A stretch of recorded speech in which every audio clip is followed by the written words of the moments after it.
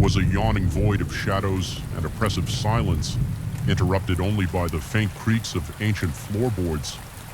Beneath worn carpeting, a single weak bulb flickered overhead, casting elongated shapes on the walls that quivered like living things. From the moment I stepped into that corridor, I felt an intruder, as though I had trespassed on a secret that the building itself did not want me to uncover.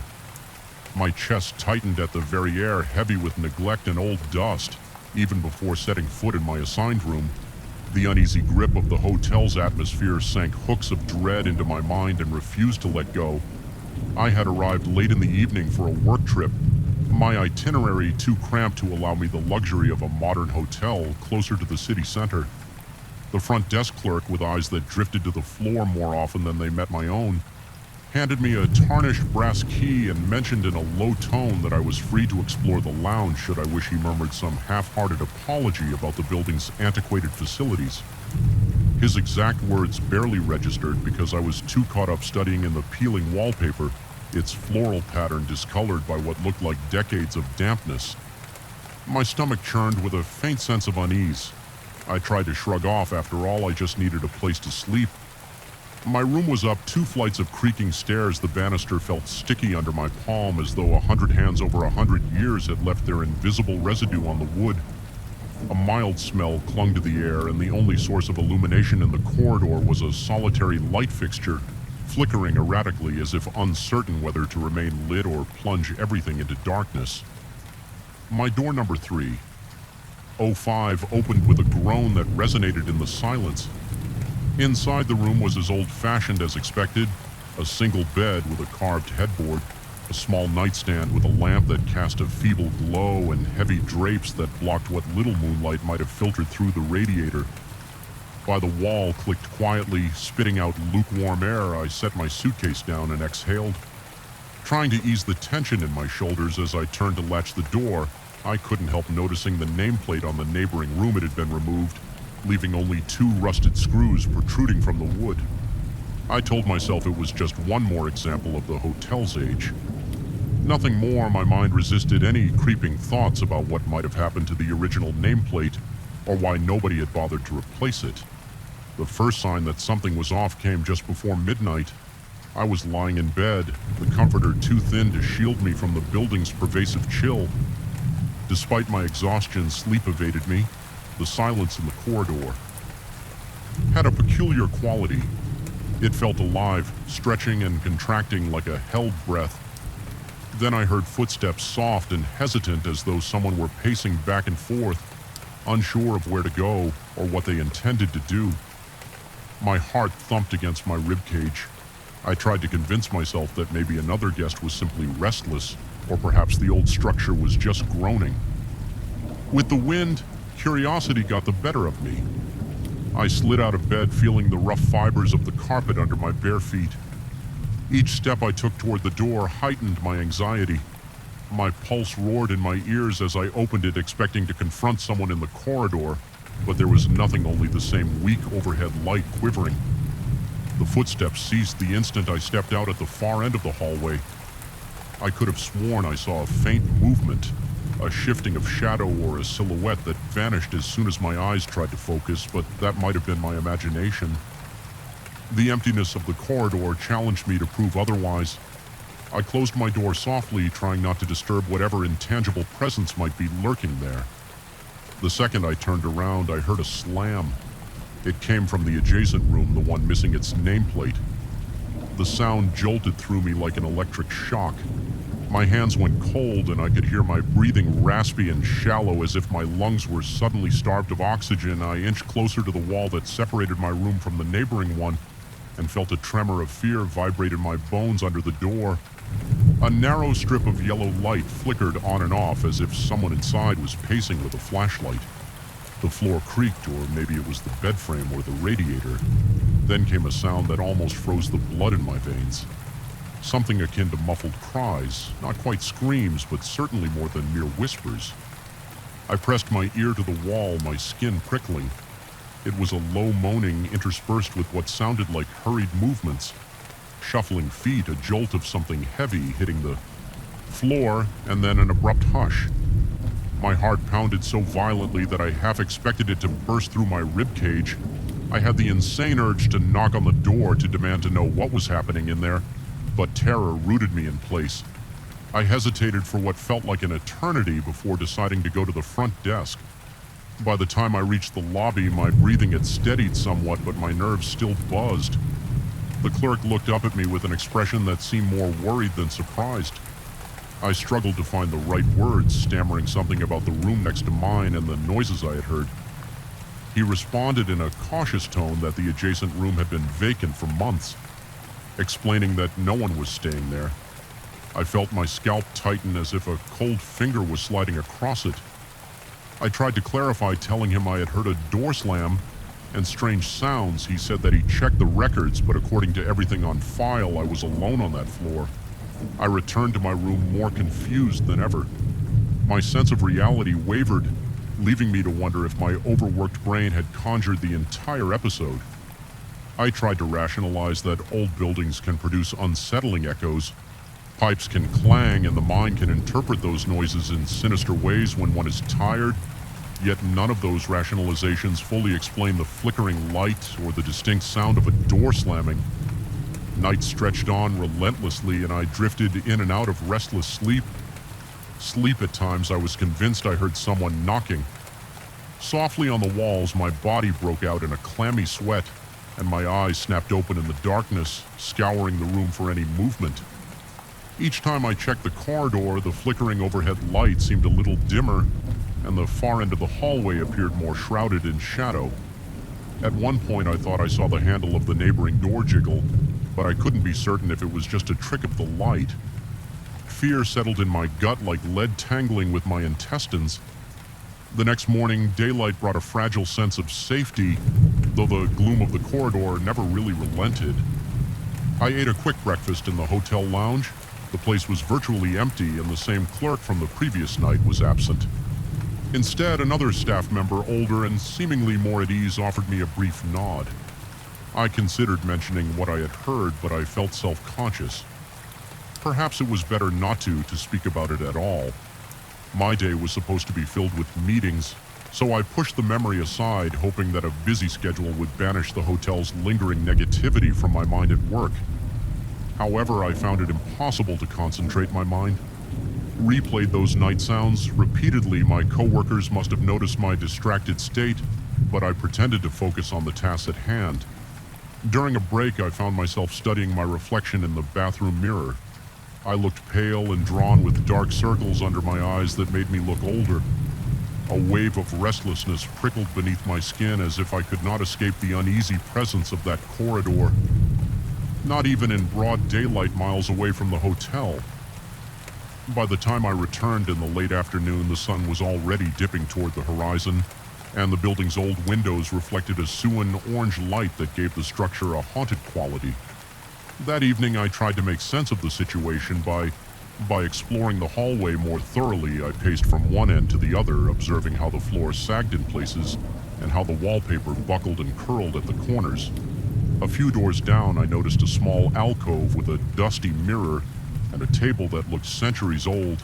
As my gaze passed over the reflective surface, I swore I glimpsed a shape behind me, tall and indistinct.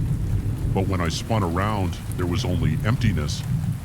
The pounding in my chest felt almost unbearable at that point, and goosebumps crawled along my arms.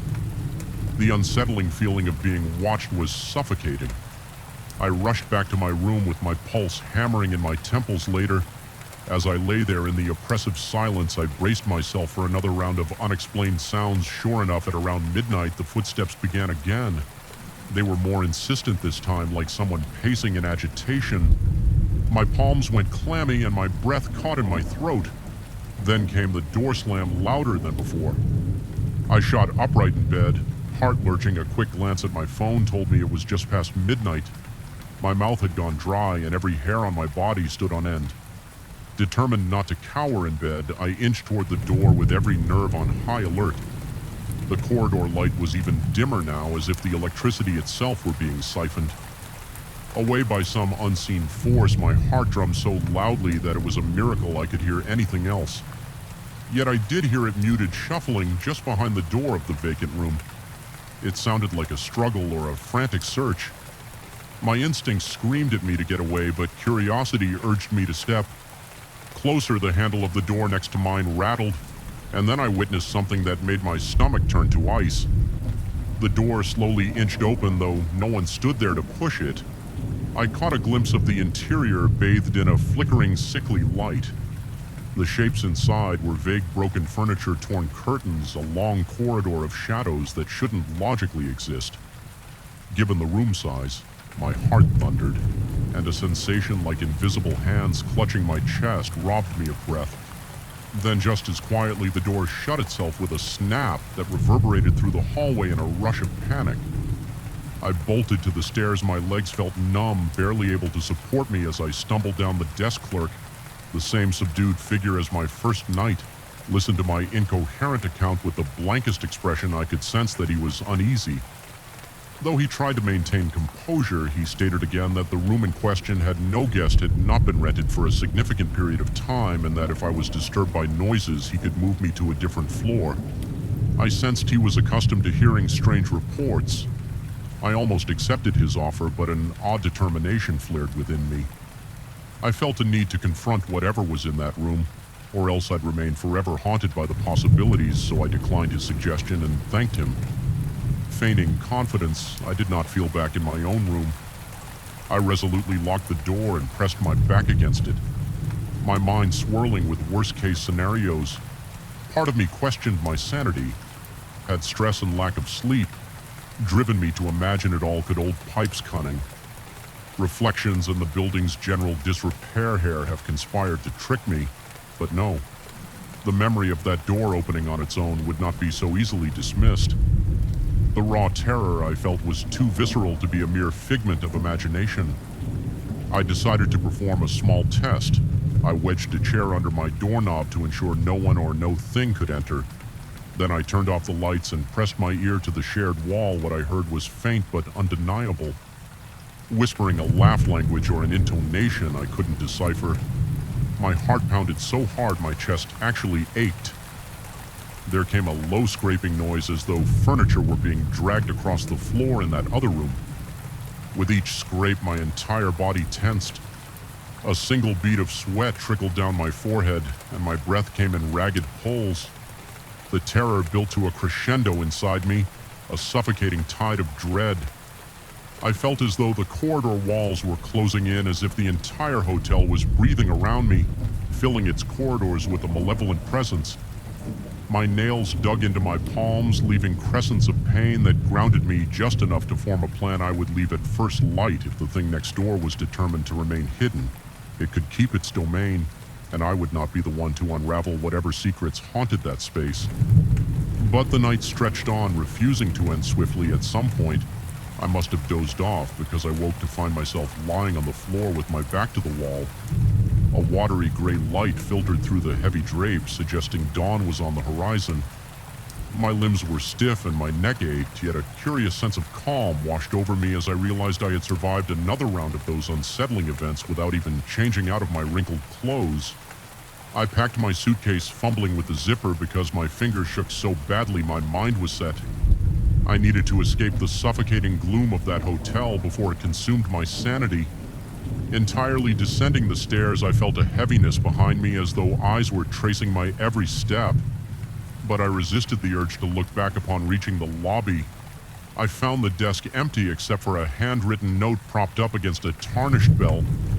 It merely read that I could leave my key on the counter. Every fiber of my being wanted to run out the front door and never look back yet. A sliver of morbid curiosity made me glance once over my shoulder there. At the top of the stairs, I thought I glimpsed a faint shape, human-like, tall, indistinct, and observing me with a stillness that spoke of unspeakable secrets. My chest tightened as a wave of apprehension rolled over me. I forced my gaze away and stepped through the exit. A cold, early morning breeze hit my face, reviving my senses with its sharp bite driving away. I couldn't shake the sensation that the entire place was some kind of living entity, that the vac room was a wound in its side, festering with something ancient and malevolent. Though I never gleaned its full nature or purpose, I have no desire to return and satisfy that curiosity. Even now, back in the comfort of my own home, I sometimes wake in the dead of night, convinced I hear hesitant footsteps pacing just outside my bedroom door.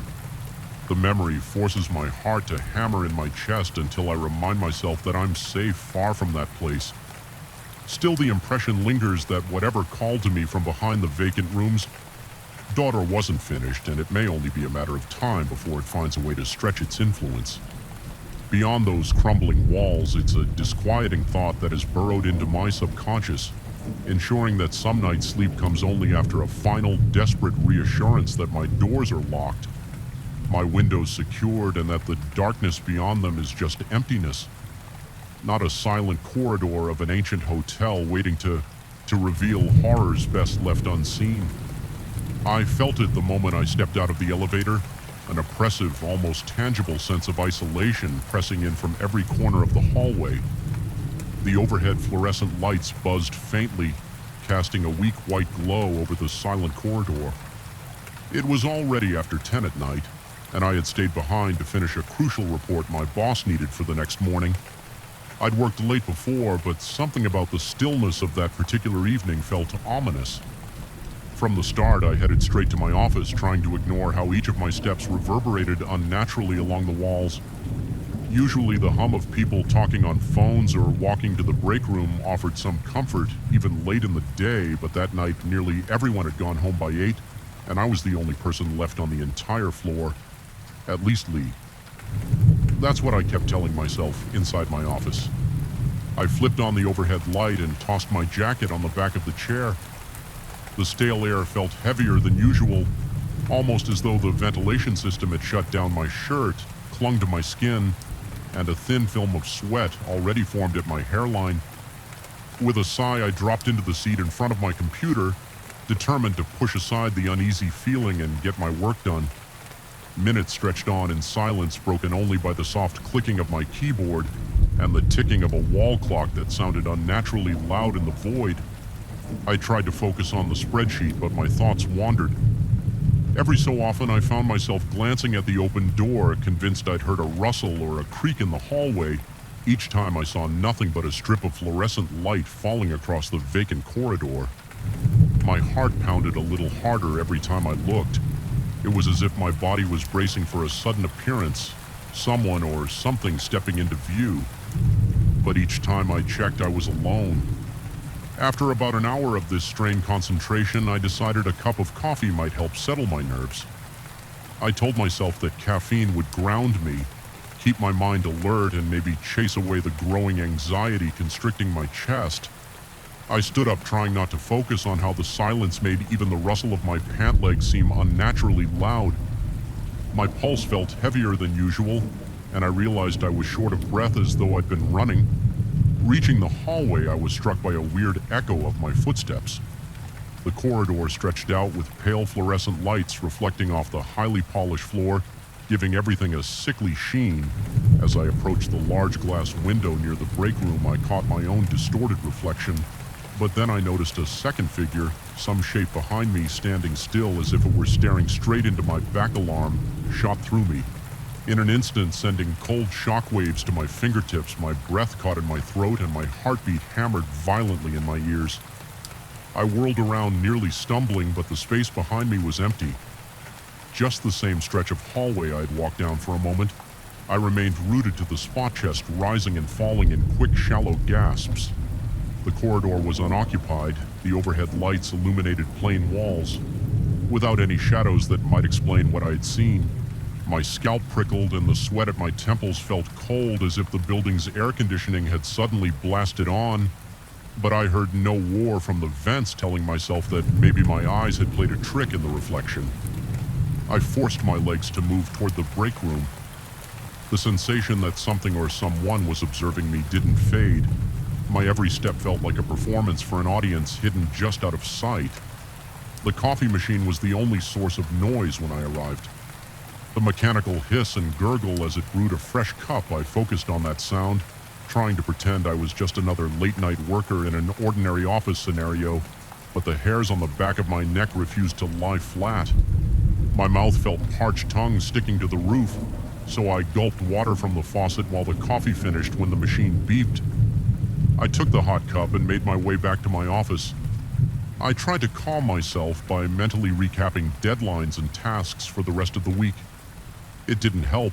Every so often a sudden hush descended, an emptiness that settled over the place like a shroud. A single repeated thought kept coming to mind. I was not alone, no matter how much I told myself otherwise. Back at my desk, I resumed my work. My fingers trembled slightly as I typed, and my concentration was broken by the slightest shift in lighting. Several times I stared at the door. The longer I sat there, the more convinced I became that something lurked in the hallway waiting for me to move. I tried to dismiss it as nerves and overactive imagination fueled by too many horror movies and too little sleep. But deep down there was a primal sense of dread I couldn't shake. Eventually I decided that maybe some music might keep my mind from wandering. I put on my headphones, found a familiar instrumental playlist, and turned the volume low enough so that I could still pick up on any external noise. The gentle melody did help. At first I lost myself in the monotony of data entry. My heart rate slowed and the tightness in my chest began to ease. Then the lights in my office flickered, just a momentary blink like a tired eyelid, but it was enough to make me rip off the headphones. My gaze jumped to the fluorescent tubes overhead, watching as they settled back into a steady hum. I remained frozen for a good 30 seconds, listening. The building responded with a kind of low mechanical groan, a sound that drifted through the ventilation ducts like a distant moan. I realized I was gripping the edge of my desk with white, knuckled intensity, letting out a shaky breath. I tried to laugh off the flicker as a normal electrical glitch, but as if on cue, the lights pulsed again, sending a brief strobe effect through the room. In those fractions of a second, I thought I saw movement in the corridor, a silhouette passing by the door. My heart dead in my chest and my entire body tensed. Without conscious thought, I got up and crept toward the doorway. My breath was shallow and quick, each inhale feeling like a gulp of stale air. I peered out into the corridor, half expecting to see a shape lurking by the wall. There was nothing. The quiet felt denser than ever, pressing in on me. Filling my ears with an uncomfortable ring, I returned to my desk, forcing myself to keep working. My mind churned with possible explanations. Maybe it was the security guard from downstairs doing a round, but the security guard usually announced himself with a friendly knock or at least the jingle of keys. Then I wondered if a colleague had stayed late without telling me. Though that seemed unlikely, time crawled by and my report was nearly finished. The combination of tension and the chill from the air conditioning, if it was even on, left me shivering intermittently. The coffee, now lukewarm, hadn't done much good. My palms were sweaty, leaving faint smudges on my mouse. I felt sure I heard muffled steps outside the office, but every time I stopped typing to listen, the noise vanished. Eventually, I decided to do a final walk around the floor, half hoping I'd find someone else, half terrified that I would. I left my office light on and ventured down the corridor. The echo of my shoes reverberated against stark white walls. I glanced at the reflective glass as I passed, unable to resist checking it. For that figure again, I saw only my reflection, pale, dark-circled eyes, a tired expression. I exhaled in relief. Then I noticed something else behind me in the reflection. One of the doors down the hall looked slightly ajar when I turned to face it. Though the door was completely closed, a chill crawled up my spine. The kind of sensation that makes every hair on your body stand on end. I swallowed hard. My throat suddenly dry. I walked over to that door just to confirm it was locked, or at least shut. Indeed, it was sealed tight. The placard on it indicated an unused storage room, one I'd never really bothered to explore. I put a hand on the knob. It felt cool, almost unnaturally so. Against my warm, clammy palm, I tried to turn it, expecting to find it locked, but it gave way with a loud click. Darkness greeted me on the other side. My chest constricted as a surge of adrenaline coursed through me.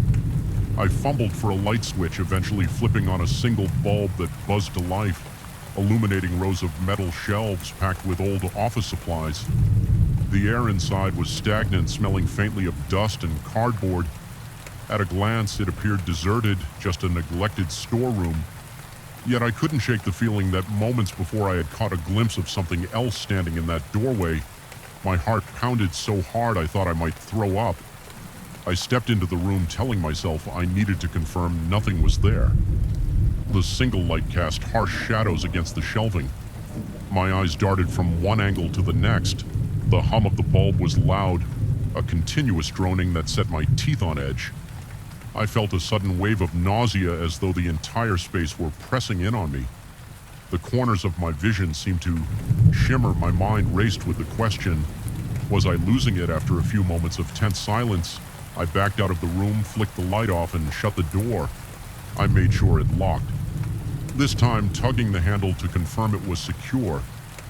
My hand trembled with each pull, feeling an odd sense of dread. I forced myself away and headed back to my office, determined to gather my things and leave.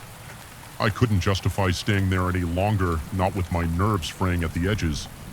As I made my way down the corridor again, I heard a sudden scrape on the floor, a faint dragging sound that made my blood run cold. I stopped in my tracks. The sound ceased. My body was in flight or fight mode. My lungs burned with each breath, and my heart pounded so hard it felt like it might punch a hole through my chest. I pushed forward, every sense on high alert. The overhead lights continued their intermittent flickers, so each step felt like walking through snapshots of reality. At times, the corridor seemed to stretch as if the building itself were warping. I fought the urge to break into a run, knowing that if I started running, I might not be able to stop. I just wanted to reach my office, grab my briefcase, and get out when I finally got there. Something was off. The door was ajar. Even though I remembered leaving it open wide, my stomach knotted as I peered inside. The overhead fluorescent lights were off, and the only illumination came from the computer monitor.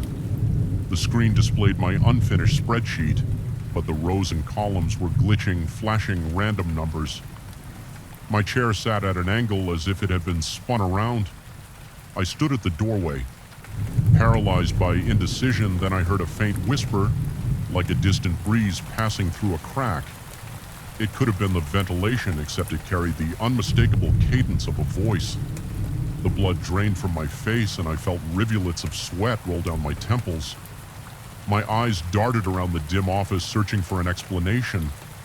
My breathing was loud in my own ears, ragged and shallow. For a moment I questioned whether I was physically safe. Was it a stranger who had wandered in, or something I couldn't understand? A primal instinct roared in my mind, telling me to get away from that office. But my bag and keys were inside, and I refused to leave them behind. Summoning courage from the pit of my stomach, I stepped into the darkness, heart drumming like a warning. My hand groped along the wall until I found the light switch. I pressed it, and the fluorescent lamp above clicked and flickered to life. The room looked as it always did, except for my computer screen, which still glitched with random symbols. Then in the reflection of the monitor, I saw the silhouette again, standing directly behind me. The color drained from my vision. My lungs seized. I whipped around, a strangled gasp escaping my lips. Nothing was there. I backed up against my desk, knocking some papers to the floor. The tension in my muscles was so severe I thought I might collapse under the weight of it. With trembling hands, I forced myself to shut down the computer, grabbed my bag, and stumbled into the hallway. The corridor lights flickered in that same erratic pulse, as though they were timed to the pounding of my heart. I made a beeline for the elevator, not daring to look into the reflective windows or the dark corners of the hallway at the elevator doors. I slammed the call button repeatedly. The wait felt interminable. Each second stretched on as I struggled to keep my composure. I thought I heard footsteps behind me again, but I refused to turn around. Every instinct telling me that if I looked, I'd see something I didn't want to see. When the elevator finally arrived with a sterile ding, I nearly leapt inside and jabbed the button for the lobby. The doors slid shut, sealing me in a small fluorescent lit box that felt almost as claustrophobic as the corridor. The overhead light was harsh, making the sweat on my face glisten. I stared at the digital floor numbers descending, counting them down in my head.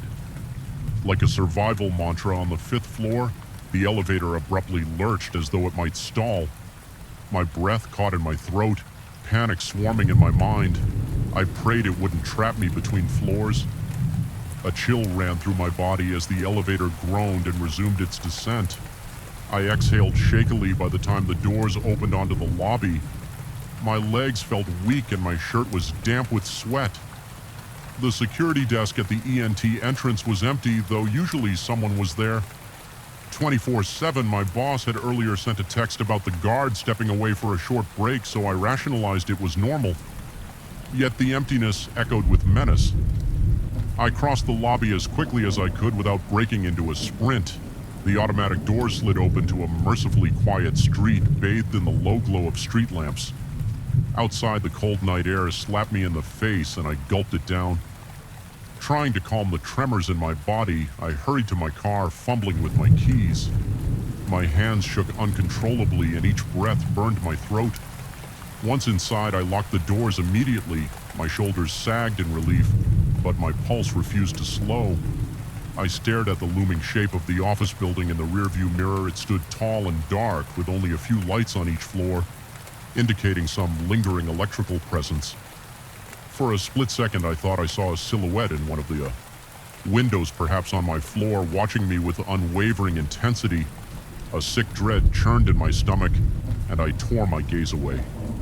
Starting the engine as I drove home, my mind churned with questions and fears, replaying every flicker of movement, every suspicious sound. Was it all just exhaustion and an overactive imagination? Or did I truly see something my rational mind fought to categorize it as a product of stress? But the primal terror that had overtaken me refused to yield. All I knew was that the building, once mundane, now felt haunted by an oppressive force that defied logic. Arriving at my apartment, I parked, got out, and forced myself not to look over my shoulder, fighting the creeping paranoia that something had followed me. My skin prickled with the lingering sensation of being watched inside. I double-checked the locks on every door and turned on every light. A cold sweat dripped down the back of my neck as I tried to steady. My ragged breathing, I could still feel the adrenaline pulsing through my veins, my muscles twitching with residual panic. I tried to distract myself by flipping on the TV, but the chatter from the screen only reminded me of how alone I felt. My reflection stared back at me from the dark window behind the couch, and for a split second I imagined seeing that silhouette again, hovering close. My chest tightened until I forced myself to blink, reminding myself I was safely at home, yet no matter how much I reasoned that it was all in my head, the fear lingered, an aftertaste of dread that refused to go away. Even as I settled into bed hours later, every creak of the apartment building set my pulse racing. I kept the light on in the hallway, unable to face complete darkness that night. Sleep came only in fits, broken by nightmares of silent corridors and reflections that moved independently. Since then, I've questioned my own sanity more than once. I've tried to reassure myself that the late hour, the flickering lights, and the silent hallways concocted the perfect brew of psychological terror. But whenever the memory surfaces, my heartbeat quickens and a cold, nauseating wave of fear grips me. Part of me knows there was something in that office building that night. Some presence I can't identify or rationalize away, and even though I escape the memory of it, clings to me, whispering in the back of my mind that the boundary between what's real and what's imagined isn't nearly as solid as I once believed. I still work at the same company, though I've made it a point never to stay past 7 whenever I find myself near that reflective window. After dusk, I can't help but avert my eyes, terrified of what I might see behind me. And some nights when I'm alone at my desk, I swear, I feel a prickling gaze boring into the back of my neck. A voice in my mind begs me to turn around, but I refuse, gripped by the certainty that if I look, that figure will be waiting silent and motionless, just as it was in the reflection, daring me to confront a terror that defies any explanation I can bear to live with. I arrived at the old cabin just before dusk on a Monday, and the sky was already painted in eerie shades of purple and gray. The wind howled through the towering pines surrounding the property, creating an unsettling chorus that never seemed to stop. Even stepping out of my car felt strangely oppressive, as though the night itself watched me. Something about that expanse of silent trees and the single flickering porch light made me question my decision to seek solitude. In such a remote place, I remember pausing for a moment, heart thudding, wondering if a quiet mountain retreat might prove too quiet for my own good. I came to the mountain seeking peace. Work had been suffocating, and I craved an escape. I planned to spend 2 weeks in complete seclusion with no distractions other than a notebook, my laptop, and a few books for inspiration in my mind.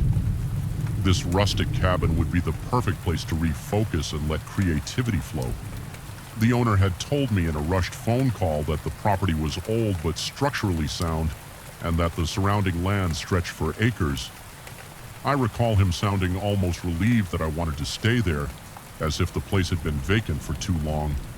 He recommended I arrive before nightfall because the narrow dirt roads became treacherous in the dark, but I almost wanted that sense of danger I'd lost my creative spark months ago, and I hoped that a brush with the unknown might reignite it.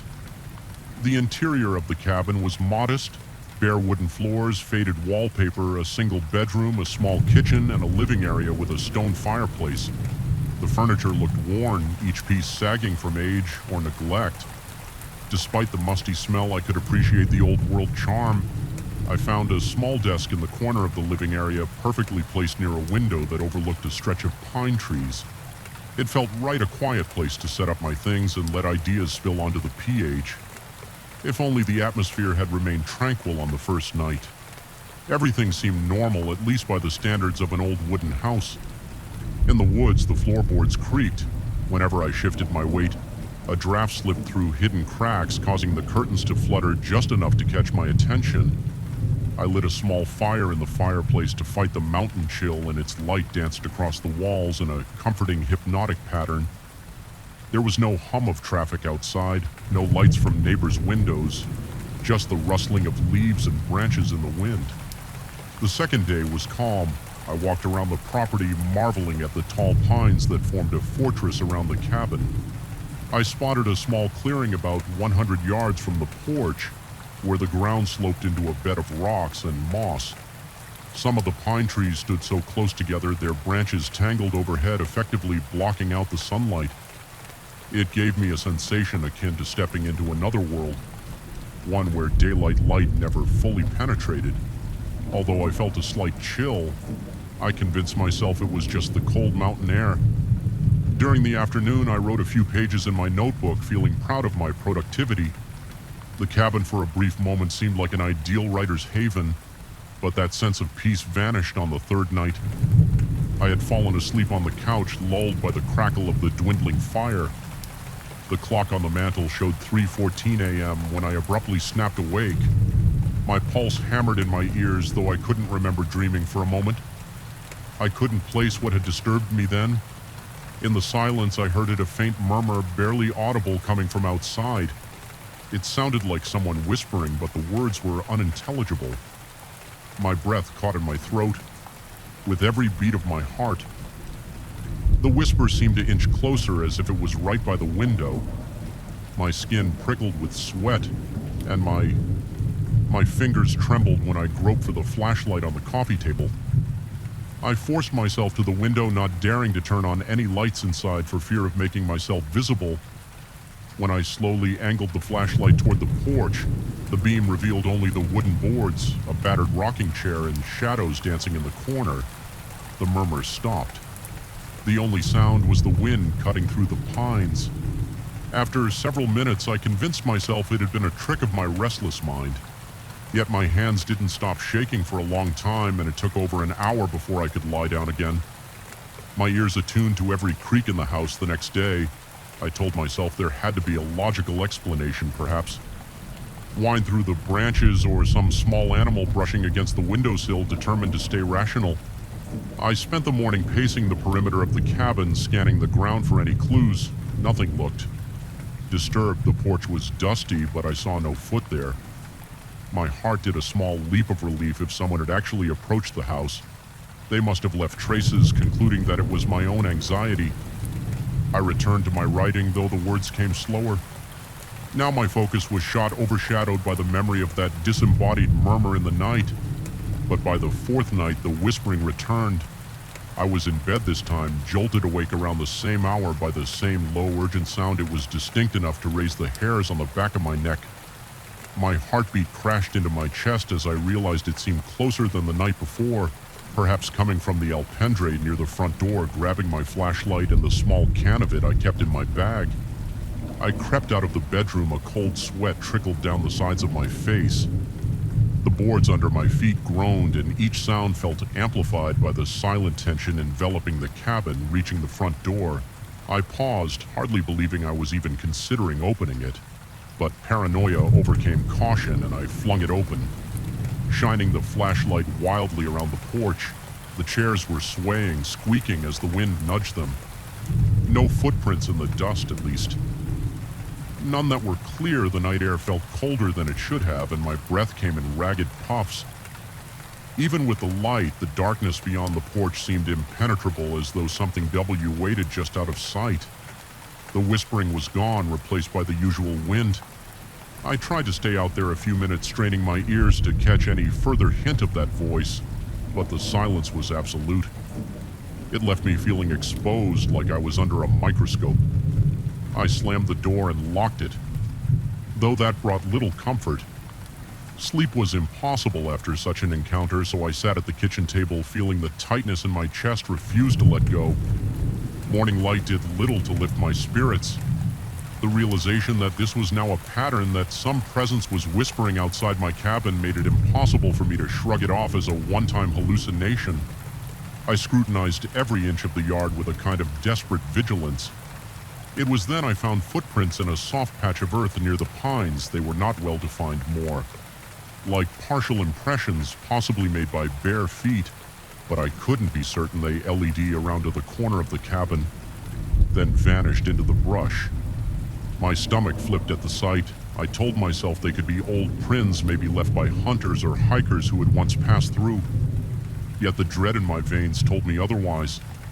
For the remainder of that day, I couldn't concentrate. Every rustle of leaves, every scrape of branches against the roof, every subtle thump inside the walls became magnified in my mind.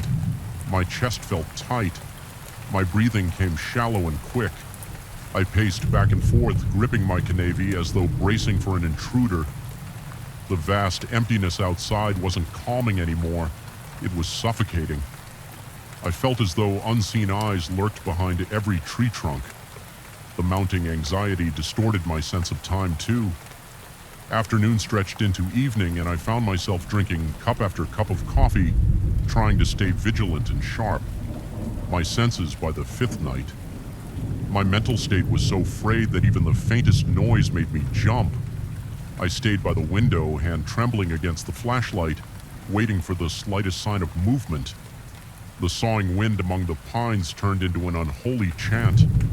In my ears, I kept imagining shapes slithering through the shadows. My heart thudded so violently it felt like it might bruise my ribs at around 3 a.m. I had taken to checking the clock obsessively. The whispers began this time. They seemed to come from multiple directions, moving around the cabin walls with an unnatural fluidity. I felt dizzy with terror. My fingers went numb around the flashlight as I pressed my ear to the window, trying to make sense of the words. They had no clear meaning. Just a collection of half-formed syllables that sounded both frantic and oddly melodic. There was a moment, no longer than a few seconds, when I froze and was convinced something peered at me through the window. My eyes latched onto a faint shape I could just barely make out beyond the glass. My breath caught in my throat. The silhouette was gone almost as soon as I registered it, slipping out of sight with a quiet that felt deeply wrong. My skin felt clammy and a wave of nausea rolled through my stomach. I stumbled back, nearly dropping the flashlight, frantically shining it outside, but all I saw were swaying branches. I barely slept. After that, I sat in an armchair canapé, resting on the cushion next to my thigh. Every muscle in my body tensed for a threat I couldn't fully identify. If the sun hadn't risen, I might have lost my grip on reality altogether when dawn finally broke. I felt a surge of relief so profound I almost cried the idea of spending another night in that cabin with something stalking around the perimeter. Whispering incomprehensible words became unthinkable. That morning I made Made the decision to leave early. The original plan was to stay 2 full weeks, but my nerves were too shaken. I couldn't focus on work, and any creative spark I might have gained was drowned out by raw terror. Packing my belongings was a hurried affair. I stuffed clothes and notebooks into my suitcase without care. My heart thrummed steadily, adrenaline surging with the sense of an impending deadline. I kept glancing over my shoulder, sure that if I looked away too long I would see a face pressed against the window or a silhouette flitting across the porch. As I loaded the car, I cast one final look at the property. The pines swayed ominously, their tops scraping the sky like claws. The cabin stood quiet and unassuming, bathed in daylight, looking nothing like the menacing place it had been at night. My heart pounded with a mix of relief and dread. In some twisted way, I had the fleeting impression that the cabin knew I was leaving, that whatever resided there was sorry to see me go. The mere thought sent a shiver down my spine. My hands were cold as ice and beads of sweat dotted my forehead. Despite the crisp morning air driving away, I tried to rationalize the events. Could it have been the wind combined with an overactive imagination? Was my mind playing tricks on me due to isolation and lack of sleep? A part of me desperately wanted to believe that. But the memory of those footprints, that silhouette, and those maddening whispers clung to me.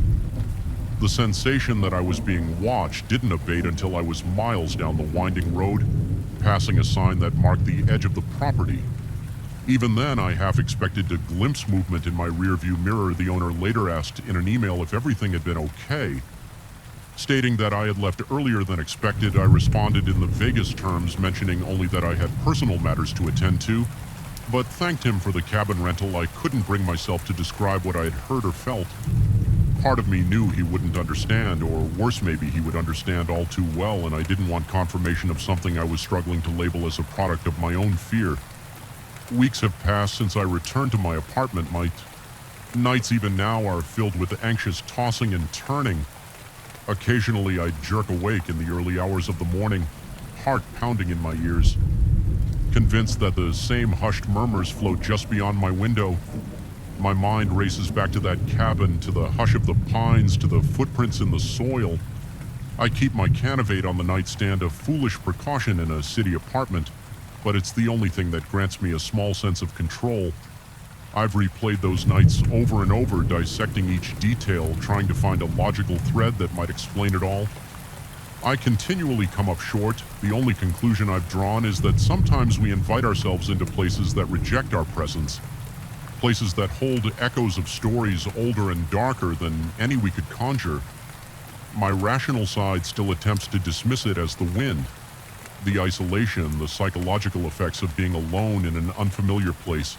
But late at night, when my mind drifts to that half-lit porch and the impossible silent chanting just outside the walls, I remember how real it felt, how I could practically feel the breath of that whisper against the glass, and I can't rid myself of the notion that those woods in that cabin are not as empty as they appear.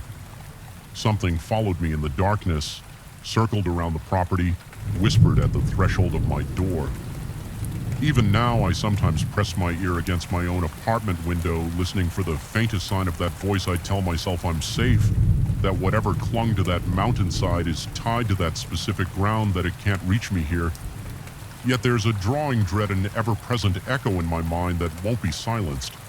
I suspect that if anyone else ever sets foot in that old cabin, they too will hear those night murmur weaving in and out of the pine branches. They might brush it off as a trick of the wind at first, as I did, until the inevitability of the situation sinks in. No matter how far I try to distance myself, I'm haunted by the knowledge that certain places carry their own sort of life, a life that can brush against yours in profound, unsettling ways. I managed to leave before anything worse could happen, but I wonder if part of me remained behind, trapped in those endless whispering nights. Sometimes it feels as though I'm still in that musty living room, flashlight in one hand, cannifet in the other, holding my breath and waiting for the next murmur to drift through the darkness. And that is a feeling that may never truly go away. In darkness swallowed my new home from the moment I first stepped inside. The thick, stagnant air seemed almost alive, settling heavily on my shoulders as I flicked the light switch in the foyer. A single bulb sputtered to life overhead, casting a weak quivering glow across walls stained with years of neglect. Right away, a prickle crawled up my spine as if someone hovered just beyond my field of vision. Yet, this old house was the best I could afford, so I told myself that I was just being paranoid. I remember letting out a long breath as I locked the door behind me, uncertain whether I felt secure or as though I just sealed myself in with something unnamed and waiting. I moved here primarily for the low cost and for its convenient proximity to the city center. The house, a once stately Victorian with a tall sagging roof and peeling paint, sat on a quiet street. Within walking distance of shops, restaurants, and my workplace. On paper, it was ideal. Cheap, accessible, large enough for me to have an office on the ground floor, but the instant I walked in, I sensed that the interior was wounded by time and secrets.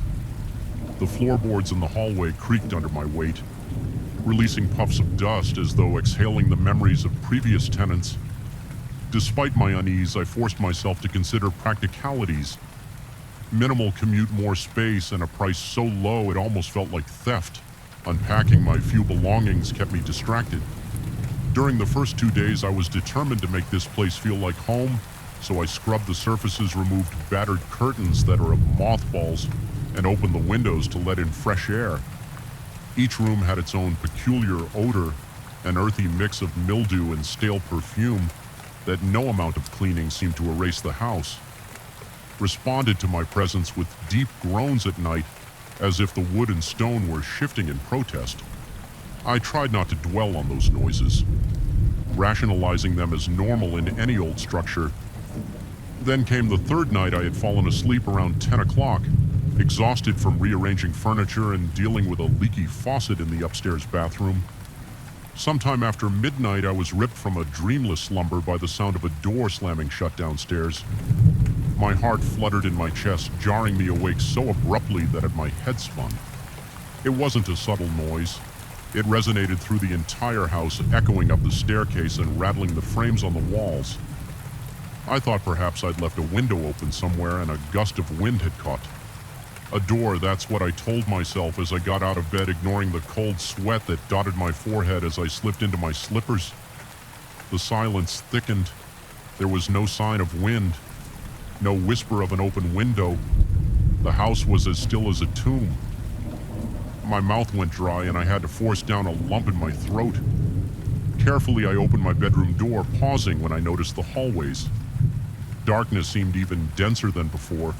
Every hair on my arm stood on end. The old boards groaned beneath my feet, each step echoing like a lament. Reaching the top of the stairs, I flicked the switch on the wall and a single overhead bulb cast a sickly glow, revealing the narrow staircase leading down the wood looked damp, the steps worn, smoothed by decades of foot traffic. Descending slowly, I heard no further noises, but the tension in the air made it hard to breathe. The living room to my left stood still and gray in the gloom. I glanced toward the front door. Still locked, the small window by the entry did not reveal any movement outside. I took a shaky breath, walking through the dining area and the kitchen at the back. Every door, including the one leading to the backyard, was locked from the inside with no sign of forced ENT entry. My heart pounded harder. Logic told me there was no one else inside, yet I felt a presence so tangible I nearly stumbled. A quick look at my watch showed it was just after 2 in the morning. I decided to head back upstairs forcibly, calming my thoughts by telling myself I'd been dreaming, or maybe a window had slammed shut and latched itself. But as I returned to the base of the stairs, I froze. The door to my room where I had just come from stood firmly shut. I knew I had left it open. My pulse thundered in my ears as I reached for the banister. That door had been ajar. I was certain the hair on the back of my neck stood stiff, and I felt a trickle of sweat roll down my temple.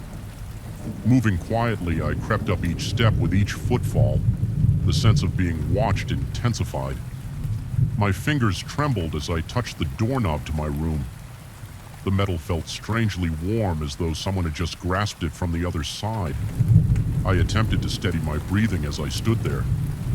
The knob jerked subtly in my hand, twisting under my palm, no push accompanied. The twist, just that terrifying rotation, as if invisible fingers were testing it. My throat went tight, and for a few seconds I couldn't do anything but watch the metal spin in place. Moving as though guided by an unseen hand, I whispered to myself that I had to stay calm, that maybe the old mechanics of the door were sticking. But even as I tried to rationalize it, I felt my chest constricting my lungs, desperate for a proper breath. My heart hammered so forcefully that each beat felt like a strike against my ribs. Finally, I mustered the nerve to push the door open. The room beyond was empty. Illuminated by a single lamp I had left on the window was shut. The curtain still, and not a single shadow flickered, shaking. I closed the door behind me, turning the lock before pressing my back against the wood. I listened intently for several minutes, hearing only the unsteady rhythm of my own breathing. Then gradually exhaustion and a creeping sense of normality lulled me into an uneasy sleep the next morning. The events of the night seemed hazy, like a nightmare that lingered at the edge of consciousness.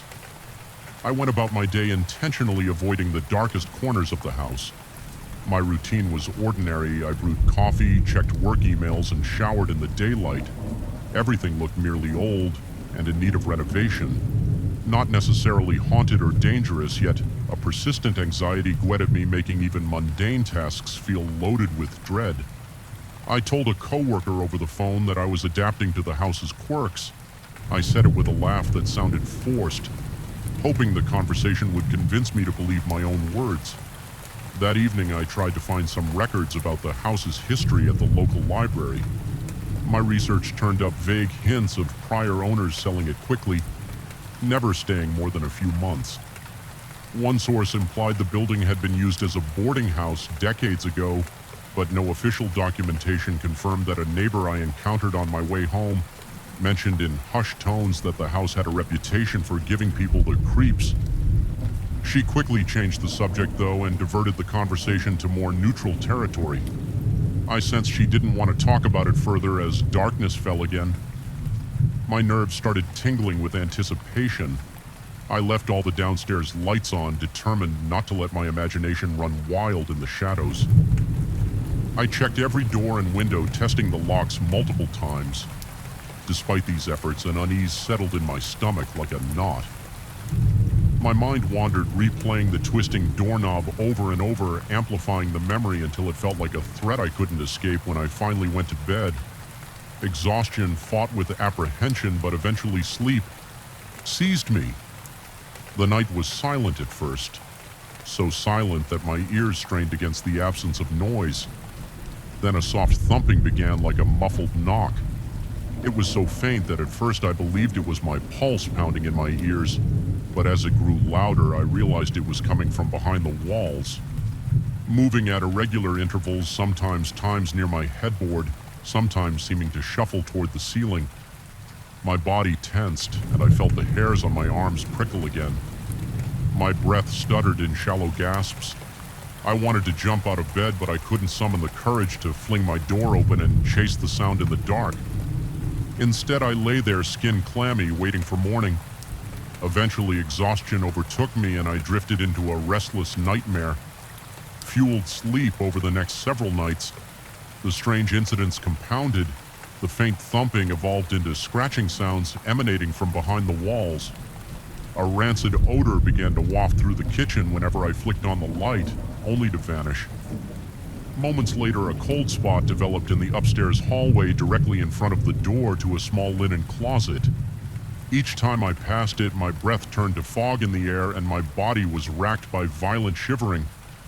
I considered whether there could be mold, a draft, or a hidden vent, but nothing logical accounted for the intensity or suddenness of that chill one evening as I approached the closet to investigate. My flashlight flickered erratically, casting wild shadows across the walls. A buzzing sensation coursed through my arm, making me drop the flashlight before I could pick it up. The closet door rattled violently. My knees nearly buckled with fear, and my heart pounded so hard that black spots danced in my vision. I retreated to my bedroom room, slamming the door. My hands trembled so badly I had trouble locking it. I could feel a tingling under my skin as though adrenaline surged through every cell, making me lightheaded. In that moment, I recognized that it wasn't just the house's age causing these events. There was a presence, a powerful, malevolent force that wanted me to feel its anger or its anguish or both. I started questioning my own sanity, wondering if stress was leading me to hallucinations. My job had been intense lately and money was always tight, so maybe my nerves were frayed, yet as much as I tried to dismiss the events, the physical sensations were too real. The doorknob turning in my hand, the freezing cold spot, the nauseating stink that came and went with no trace. Each of those experiences left me drained on edge, convinced that something beyond the realm of explanation was targeting me. One particularly harrowing night, I woke around 3 in the morning to the sounds of frantic movement. Downstairs, it resembled heavy footsteps pacing through the living room, accompanied by muffled bangs as if furniture was being shoved or toppled. Despite how terrifying that might have been for anyone else, a strange cold determination settled over me. I decided that I couldn't keep cowering in my room. I picked up a metal flashlight, my only real weapon, and forced myself to descend the stairs. My heart thundered, my breathing quick and shallow. My palms left sweat stains on the flashlight's grip when I reached the living room. I found it in perfect order, no chairs overturned, no furniture moved, not a single rug out of place. The only sign of disturbance was the thick coat of dust dancing in the beam of my flashlight, as though the air had been violently stirred just moments before then. From the corner of my vision, I saw a shape flicker by the window, a human-like silhouette that vanished the instant I whirled around to confront it. For one heart-stopping second, I thought I felt something brush against my shoulder. A breath of cold air slid across my neck, and I let out a shuddering gasp. My stomach twisted with revulsion, and I nearly stumbled backward. My legs weak from fear, I spent the following day in a stupor, eyes blurry from lack of sleep nerves, so frazzled that even the hum of the refrigerator made me jump. I remember telling a friend on the phone in as casual a tone as I could manage that maybe it was time for me to contact someone with expertise in these matters.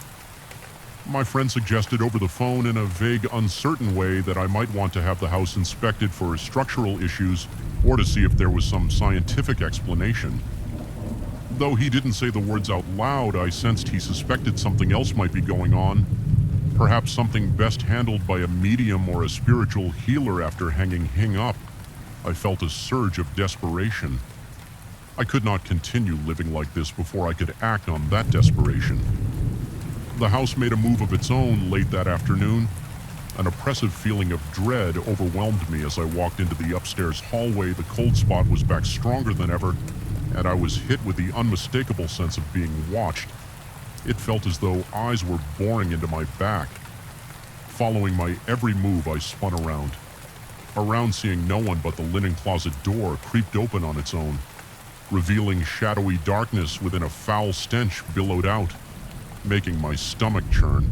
My flashlight flickered again, the beam dancing on shelves lined with old towels. Something behind those towels drew my focus, a section of plaster that looked uneven, almost wet. My pulse quickened as I reached out. Pushing the towels aside, the plaster practically crumbled at my touch, closing a narrow gap in the wall. It was pitch black, but the smell was stronger here. Decay mingled with something sour.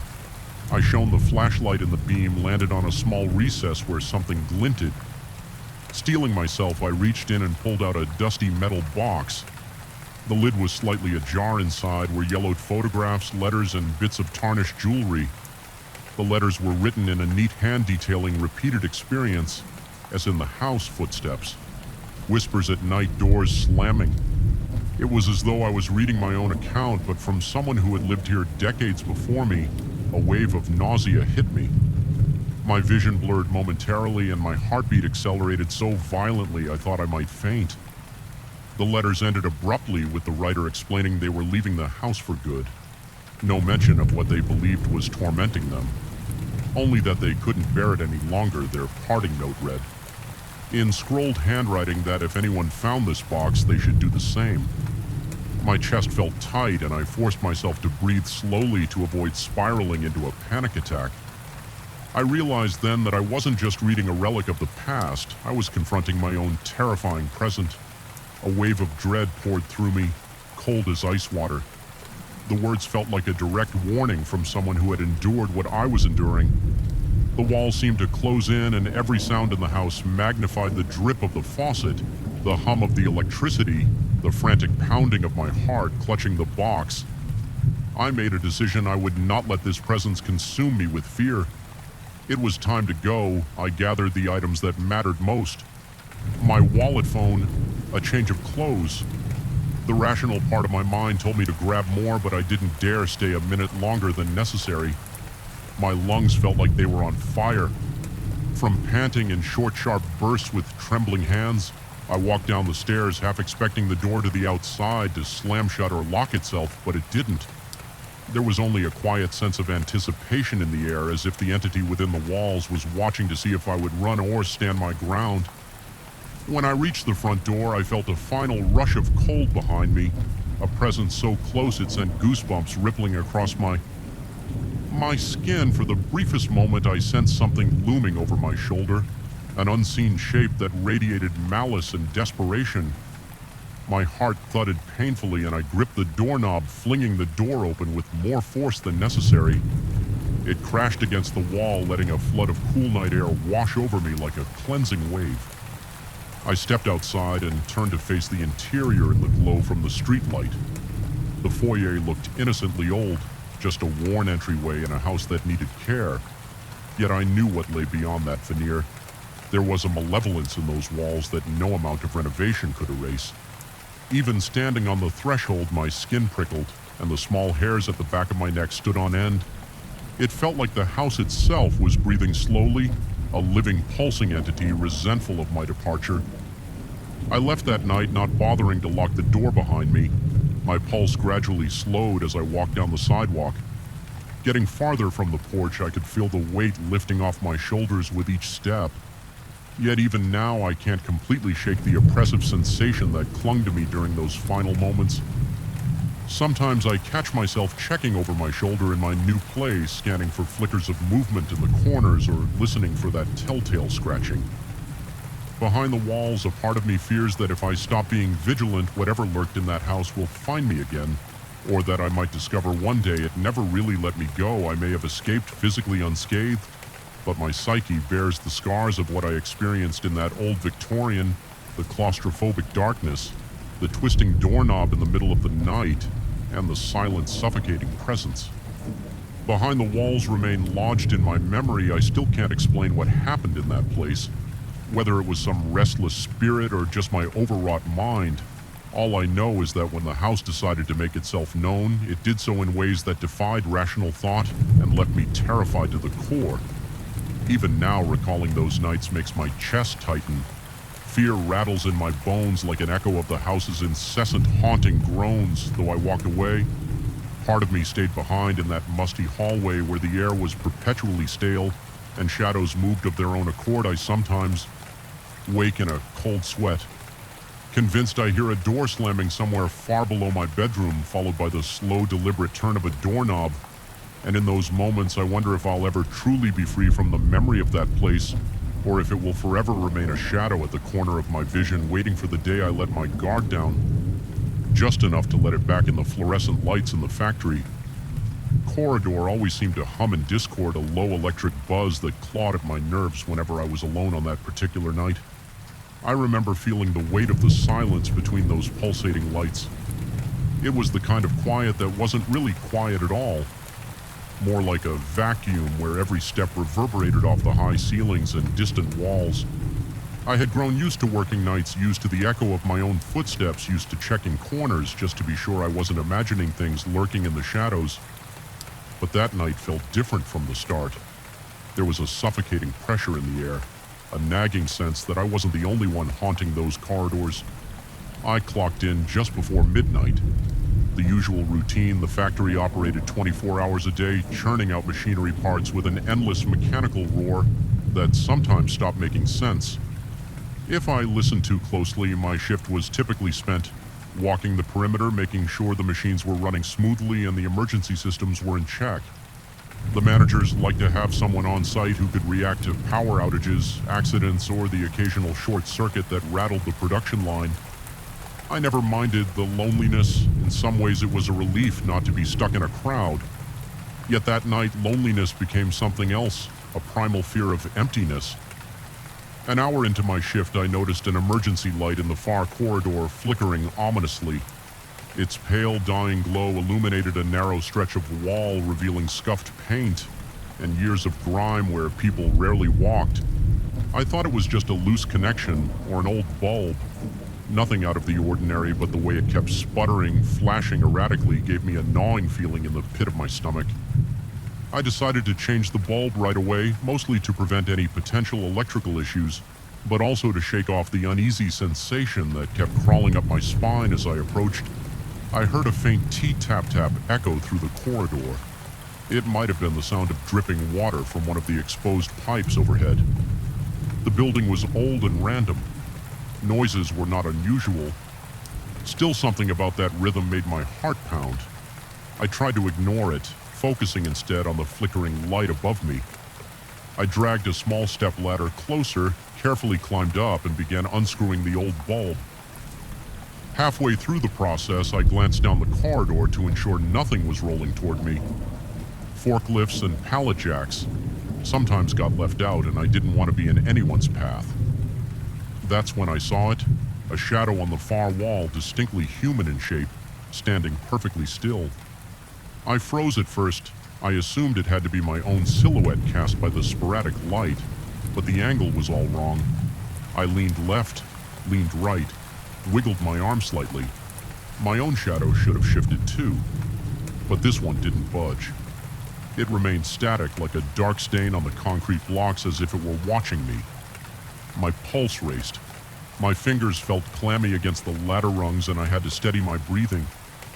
I tried to rationalize. Maybe there was another light source behind me or some trick of perspective. I glanced around for anything that could project such a shape, but there was nothing except the occasional overhead lamp and the flickering emergency bulb. As I resumed unscrewing the old light, I caught another glimpse. The shape had moved not by a large distance, but enough to notice it wasn't a graceful shift. More like a sudden jerk, as though it had stepped through the wall and now hovered half inside, half outside. I nearly dropped the replacement bulb. My heart hammered so loudly I could feel the throbbing in my ears. I forced myself to breathe through my nose. Trying to stay calm, the bulb needed to be replaced, so I focused on that task, thinking that once I had a steady light, I could get a better look the moment I fit the new bulb in its socket and twisted it tight. The corridor lit up in a harsh fluorescent wash. I looked back at the wall. The shadow was gone. Every hair on my body stood on end. Even though the shape had vanished, I felt sure that I was not alone. The corridor seemed to breathe in unison with me, as if alive and aware. My palms were slick with sweat, and my heartbeat pounded in my throat. I told myself that exhaustion was playing tricks, that maybe I needed a break, but I couldn't shake the lingering dread that clung to me like a second skin. I climbed down and returned the ladder to the maintenance closet. On my way, I passed one of the break rooms. A coworker was inside, finishing a cup of coffee. He gave me a quick glance and asked, indirectly, if I felt okay. Noticing I looked pale, I nodded and mumbled something about a weird flickering light that had startled me. He shrugged sympathetically and mentioned that the old corridors could be creepy at night. He didn't seem alarmed, so I tried to calm myself, but the sensation of being watched refused to dissipate. Determined to keep to my routine, I made my rounds through various production areas. Conveyor belts rattled, machines clanged, and the overhead lights buzzed like insects. I checked each station's gauges and noted the readings in my logbook. The mechanical den was almost comforting compared to the unnatural silence of that far corridor. Yet every so often I swore I saw something or someone just out of my peripheral vision. It was always a fleeting shadow slipping into a corner, a momentary flicker. Beyond a stack of crates, each time I whipped around, I found nothing but empty walkways. The paranoia built steadily, and my breathing grew shallow.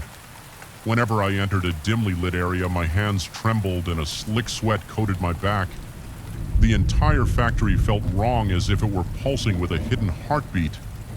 Synchronized to my own panic several times. I stopped to listen, certain I would hear footsteps behind me every time I heard only the droning hum of distant machinery by 2 a.m. I'd circled back near that corridor. I felt compelled to check it again to prove to myself there was a perfectly logical explanation for the shadow the new emergency light shone brightly over the spot, making the hallway almost too bright. In that single patch, everywhere else was cast in gloom. I stood there, eyes scanning the length of the wall, noticing the chipped bricks and rust-colored stains near the floor. An odd stench lingered like old metal and damp cloth. My stomach tightened as I stood in that spot. The emergency light flickered just once like a faint pulse, and in that fraction of a second I saw the shadow reappear. It wasn't on the wall this time. It seemed to be standing a few feet away. Not attached to any physical form, I could see it hovered there. A silhouette with indistinct edges darker than the surrounding gloom. I could swear it faced me, though it had no discernible features. A paralytic wave of fear rippled through me and my muscles tensed so hard I almost couldn't move. My heart hammered in my chest, each beat louder than the one before. I felt my breath catch and a cold sweat broke out on my forehead for a moment. I considered running, just sprinting away from that thing, but a strange fascination rooted me to the spot. I wanted to understand it, or at least confirm it was really there. My mind scrambled for logical explanations, maybe a trick of the lighting or a temporary burn-in on my retinas, but I kept seeing it unmoving yet undeniably present. The overhead lamp flickered once more, and in that brief strobe of darkness, the silhouette disappeared. I forced myself to move every step, a battle against the adrenaline coursing through my veins. My breath was coming in ragged gasps, lungs tight as if I'd run a marathon. My mouth felt dry and my tongue stuck to the roof in my mind. I replayed the image repeatedly, questioning what I had seen. Could it have been a person? If so, where did they go? If not, what was I dealing with? I drifted into a maintenance bay adjacent to the corridor. The walls, there were LED with tool racks and half-finished repairs. My plan was to check that everything was in order, hoping the familiarity of the tools would ground me. The overhead lamp gave off a faint hum, but I heard another sound beneath it, a rhythmic dripping as if someone was tapping a metal pipe. Somewhere above my fingers tingled with the urge to turn on every light in the room to banish the gloom that slithered in the corners. I started to feel a slight pressure in my head as though the air was thinning. My vision blurred for a moment and I shook my head to refocus. That's when I caught a glimpse of movement near the tool racks. A shape lingered behind a row of shelves, peering at me through the gaps. I couldn't see any eyes, yet the sense of being watched was overpowering. My throat constricted, and I felt like a cornered animal, every instinct screaming to flee. I backed away, my chest so tight I could hardly breathe. The shape glided out from behind the shelves, closer now, but still impossible to define. It was as if the air itself had darkened, forming a void that flexed and pulsed. My heart pounded so violently that I felt nauseated. I tried to speak, maybe to call out, but my voice wouldn't come. Silence pressed in my mind. I ordered my legs to move, and finally they obeyed. I stumbled back into the corridor, half running, half staggering. My footsteps echoed insanely, slapping the concrete floor with frenzied force. At every turn, I sensed that presence behind me, as if it were following just outside my field of vision. My peripheral caught hints of a flicker or glimmer of darkness that vanished whenever I spun around. Eventually, I reached the main production floor. The cacophony of the machines felt like a blessing, a wall of sound that drowned out my fear. For a moment, workers were stationed at intervals, each busy with their tasks. They paid little attention to me as I approached, though a few seemed concerned by my distraught expression. One of them asked indirectly if I needed to sit down.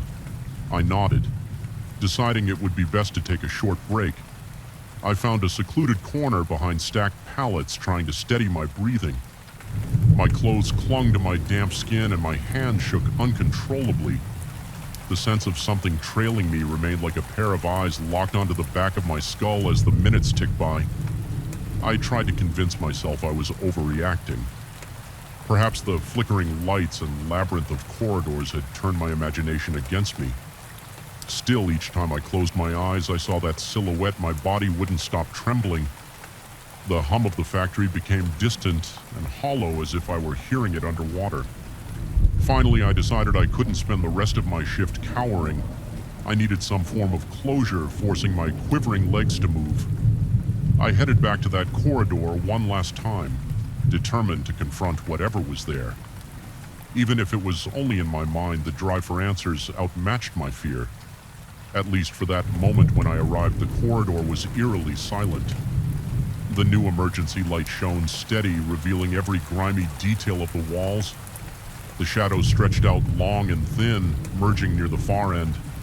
My heart throbbed in my chest, but I forced myself to walk forward. Each step felt heavier than the last. About halfway down, I heard a faint whisper, soft as a breeze sliding through cracks. It was unintelligible, yet it raised the hair on the back of my neck. I stopped and scanned the hallway. Waiting, the light flickered once briefly, plunging the corridor into dimness. In that heartbeat of near dark, I saw the silhouette again, just inches from me this time, towering silent and impossibly black. A jolt of pure terror coursed through me. I stumbled back, nearly falling. My pulse raced out of control, pounding like thunder. A primal surge of fight or flight erupted inside me. Adrenaline demanded that I defend myself. But against what my mouth was dry, my hands tingled, and my breathing sounded ragged to my own ears. I steadied myself against the wall, and in the steady glow that followed, the shape was gone again. Only my own frantic breathing and the flickering light remained, though I saw nothing. The feeling of another presence was overwhelming. My instinct screamed that something was there just beyond my field of vision, waiting for my next move. I took a deep breath and willed myself to speak, though my voice came out in a raspy hiss. I demanded that if something was there, it show itself. The corridor remained silent except for a metallic dripping in the distance. A wave of dread rolled through me as if the entire building was holding its breath. Waiting, in the end, I realized I couldn't withstand that confrontation any longer. There was no question of courage. It was as if the air itself had become thick with foreboding, pressing down on my chest. My mind, rational or not, believed this place harbored a presence I couldn't explain. I turned and walked away, forcing my trembling legs to carry me. Every few steps, I glanced over my shoulder, half expecting to see that figure behind me. All I saw was the bright glow of the emergency lights steadily illuminating an empty corridor. I finished my shift. Feeling drained both physically and mentally, my supervisor asked indirectly about my condition. Concerned by my perspiration and shaking hands, I offered a vague explanation about a near accident with a piece of machinery, not daring to say anything that would make me sound unhinged. The truth was lodged somewhere in my own mind, and I wasn't even sure I believed it. Still, I knew in my gut that whatever I had seen was real, at least real enough to haunt me now. Whenever I look back, I can still feel the prickling sensation at the base of my skull, as if that shadow still watches me from behind some invisible veil. I never spoke openly about it again. I continued my routine for the remainder of my time at the F factory, meticulously avoiding that corridor whenever possible. When avoidance wasn't an option, I moved through it as fast as I could, eyes forward, doing my best not to look at the walls. Yet even with my gaze locked ahead, I would still sense it there. A silent silhouette waiting in the periphery of my vision. Challenging my sanity, it never attacked me, never touched me in any tangible way. But the quiet, oppressive aura it projected was enough to keep me on edge every moment I spent in that place. It became the ever-present menace. In my mind, a question that whetted my sanity was, I truly seeing something supernatural, or had the long hours and the isolation chipped away at my perception of reality? To this day, I can't shake the feeling that it followed me. Sometimes I catch a shadow at the corner of my eye in my own home or on a dimly lit street. A fleeting shape, a flicker of movement, a sharp chill in the air, when there should be none. Each time my heart constricts and my breath catches in my throat. I've convinced myself it's just a trick of the mind, a product of lingering trauma, but deep down, part of me wonders if I've truly escaped. That lingering doubt is the real horror. It's the knowledge that fear doesn't need to manifest physically to be real. It can be enough for it to exist within you. Forever cold OED in your psyche, reminding you of that shadow in the corridor, static, silent, and all too aware. And if it truly was something beyond my understanding, maybe it still waits in that factory, hidden between the flickering lights and the humming machines, ready to appear when someone else feels just a little too isolated, a little too afraid, a little too alone in the night dire. But the night air felt unnaturally thick, as though the very atmosphere were conspiring to choke me with dread. Even the faint glow of the moon shining high above the preserved woodland near my condominium seemed pale and sickly, more a feeble lamp than any source of comfort. Something about that stretch of trees always gave me pause, but lately I'd found myself returning home far later than usual. My shift at work running into long hours, and each time I approached the parking lot that bordered the woods, I sensed I wasn't alone. The jagged silhouette of trees loomed over me like silent sentinels, as though they stood guard against a secret I was never meant to uncover. My name is Victor. I'm an ordinary man who moved to this condo for a bit of peace and quiet. Initially, I was thrilled that my building backed onto a segment of untouched forest. There was something romantic, almost comforting in the idea of nature being just a few steps away, but recently that comfort had twisted into a source of persistent unease. It started innocuously. I would park my car late at night, stepping out into the crisp evening air and think. I saw movement between the trees, just a flicker like a shadow that darted out of sight. At first I dismissed it as a trick of the eyes or the wind stirring the underbrush, but it didn't stop. There were nights when I swore I caught a glimpse of a figure leaning around a trunk, almost like someone was peering out, then ducking back in. As soon as I turned my head, rationality told me it was probably a night guard, or maybe some trespasser lost in the darkness. Still, my skin would prickle and a chill would settle in my gut. That lingered long after I'd reached the safety of my front door. One particular evening, I decided I'd had enough. My curiosity and a certain stubborn pride compelled me to investigate. I grabbed my flashlight from the trunk of my car and strode into the tree line, determined to prove to myself there was nothing to fear. The beam of light cut through the dimness, illuminating every gnarled root, every twisted fern, but no sign of a person. No footprints, no branches snapped in an obvious path, and yet as I stood there scanning the darkness, I heard a faint sigh. It was soft, almost imperceptible, but unmistakably human. My heart lurched and the hair on my arm stood on end. I whipped the flashlight around in a frantic arc, but all I saw were ancient trunks and thick clusters of leaves. After a minute of tense silence, I retreated, feeling both foolish and oddly shaken over the next week. My routine didn't change. I still arrived home late, still parked in the same spot, and every night I scanned the woods. Sometimes nothing happened, just the rustle of foliage in the breeze, the quiet hum of distant traffic. Other nights I swore I saw that same shape lurking in the gloom. On one occasion I spotted what looked like a pale arm sliding out from behind a tree, only to vanish as soon as I focused on it. My heart hammered against my chest and my throat went dry. I can't explain why I was so unnerved. It was only a glimpse, a fleeting movement, yet there was something inherently wrong about it, as if I'd caught sight of a ghost. The rational side of my brain tried to reassure me that it could have been the trunks' bark or a trick of moonlight, but the image of that pale, impossibly thin arm refused to leave me. As days passed, my nerves began to fray. I felt watched sometimes, even during daylight hours. I'd gaze out from my kitchen window toward that stretch of forest and feel unseen eyes returning my stare. A neighbor once asked me if I was all right. Remarking that I looked pale, I brushed it off, claiming I was just tired, but that lingering sense of being observed weighed heavily on my mind. My sleep became restless. I'd wake up in the middle of the night, heart pounding. For no discernible reason, convinced that something was standing outside my door or just beyond the window's thin curtain. Of course, there was never anyone there, just an empty hallway, an empty balcony. But in the distant backdrop of my thoughts, the forest lingered like a dark promise, reminding me of that faint sigh and the flash of a pale limb on a particularly cold night. I arrived home with a tension headache throbbing behind my temples. The condo parking lot was deserted as usual, and the lights overhead flickered in that sinister way. Fluorescent bulbs sometimes do I recall stepping out of my car and immediately feeling a shift in the air as though everything had gone unnaturally still. Even the gentle hum of insects seemed to drop off into silence. I looked toward the wood's heart rate already climbing and froze. A shape stood just beyond the first row of trees. It was tall, almost matching my own height, and it had the vaguest outline of a person my chest constricted.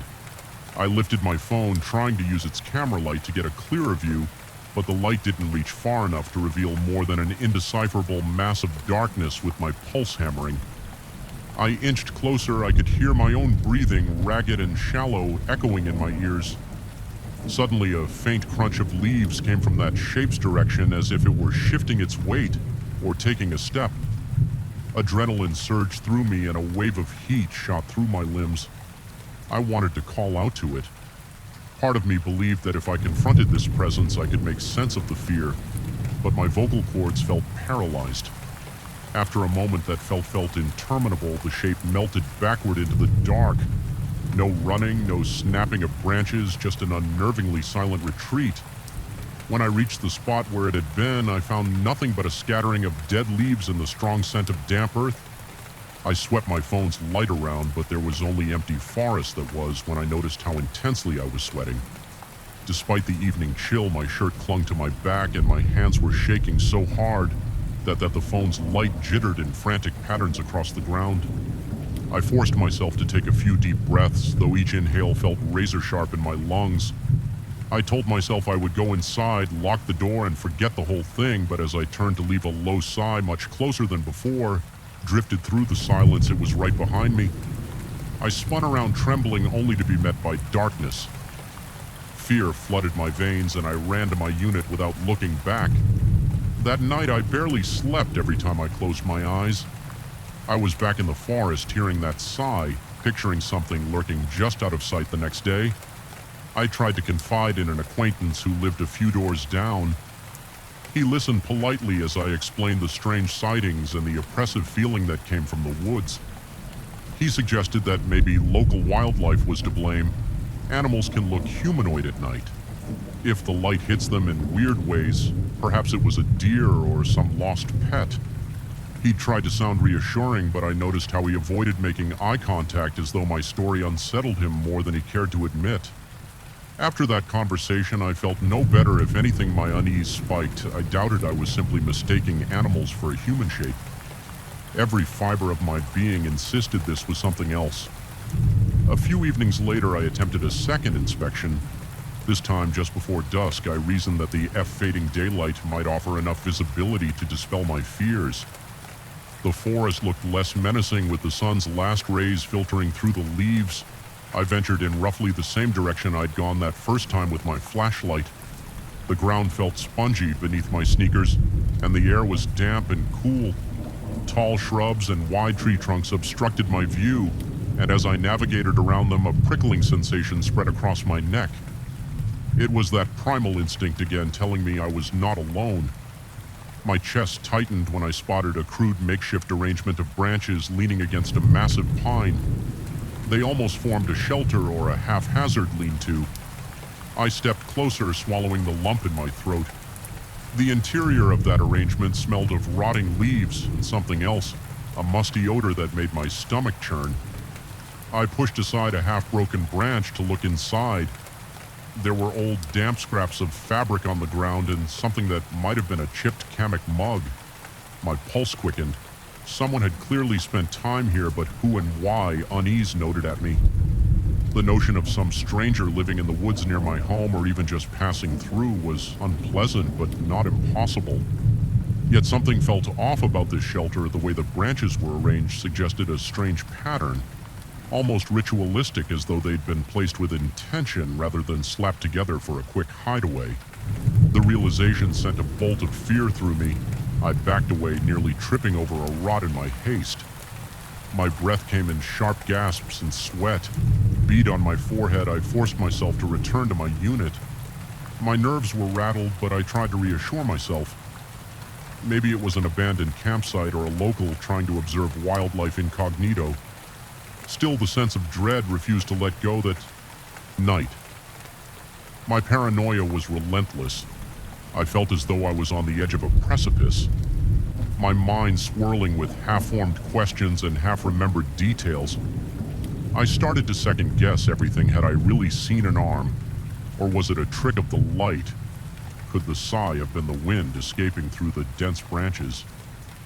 The more I tried to rationalize it, the more my thoughts circled back to that leaning arrangement of branches, and the pungent scent inside the forest seemed to pulse with a dark vitality. Even from within my condo, I couldn't shake the impression that someone was out there watching. A few days of uneasy calm followed, during which I tried to distract myself with work chores and streaming mindless television shows. But I was always keenly aware of the forest's presence, especially after dark. I found myself looking out my window, more often checking for movement among the trees. My heart would pound for no reason, my palms clammy as if I were perpetually braced for some awful revelation. Sleep grew increasingly elusive at times. I jolt awake convinced I heard leaves crunching just outside my window. My skin would go cold, a tingling wave passing from my scalp down to my heels. It was in this heightened state of anxiety that a final incident shattered any remaining sense of normality. I was heading home once more under the cover of night eyes, darting nervously to the tree line. The flickering parking lot light seemed weaker than ever, barely illuminating my path. As I reached the spot where I usually paused, that familiar rustling caught my attention. My muscles tensed. I shined my phone's flashlight into the undergrowth. Then I saw it, or perhaps it allowed itself to be seen. A tall figure stood behind one of the thicker trunk's arms, gripping the bark in a way that seemed almost painful. Like its fingers were digging into the wood, I couldn't make out its face. It was lost in the shadow cast by overhead branches, but I glimpsed enough of a silhouette to realize it was human, or very close to it. My heart pounded so violently I thought I might faint. My vision narrowed, and every breath felt like drawing in shards of ice. For a moment, the figure didn't move, as if it were content just to watch my reaction. Then in one fluid motion, it slid around the trunk, disappearing into the darkness. I don't remember dropping my phone, but I heard it hit the asphalt. My mind screamed at me to run, yet my legs were locked in place. A numbness began to creep up from my ankles, as if some invisible force wanted me to remain frozen. There, finally, I managed to jerk my body forward, retrieve my phone, and sprint to my front door. My entire torso was drenched in cold sweat by the time I slammed the door shut behind me. That night, I became convinced there was someone in the hallway outside my unit. The floorboards beyond my door creaked with a slow, deliberate rhythm, as though footsteps were pacing back and forth. I stood on the other side, ear pressed against the wood tears of fear stinging my eyes when I dared to look through the peephole. The hallway was empty, and yet the sound continued for hours. I felt trapped, adrenaline coursing through me as I alternated between pressing my ear to the door and pacing in frantic circles around my living room. By the time dawn broke, the noises had stopped. I must have dozed off briefly on the couch, because I awoke with a jolt to find light streaming through the curtains. A wave of relief and exhaustion washed over me. I spent that morning convincing myself I needed to face this presence, whatever it was, and claim back my peace of mind. Determined, I ventured out at midday, stepping into the edge of the forest where I had seen the figure. My heart still hammered, but the bright daylight gave me a semblance of courage. I found no fresh footprints, no suspicious debris. Instead, a profound stillness hung over everything, as though the forest itself were waiting with bated breath. I stayed there for nearly an hour, wandering from tree to tree, calling out that if someone was there, they should show themselves. But no one came. Eventually, I headed home, frustrated and tired. Then, just before dusk, I noticed something that turned my blood to ice. Leaning against my front door was a single broken branch. Similar to those I'd seen forming that unsettling shelter in the woods, it looked deliberately placed, the end splintered into a sharp point. My stomach lurched as I realized it must have been left there while I was inside my home. Fear flared in my chest again, and I felt a hot flush on my face that then turned to pins and needles in my extremities. I decided in that moment I had to leave at least for a while.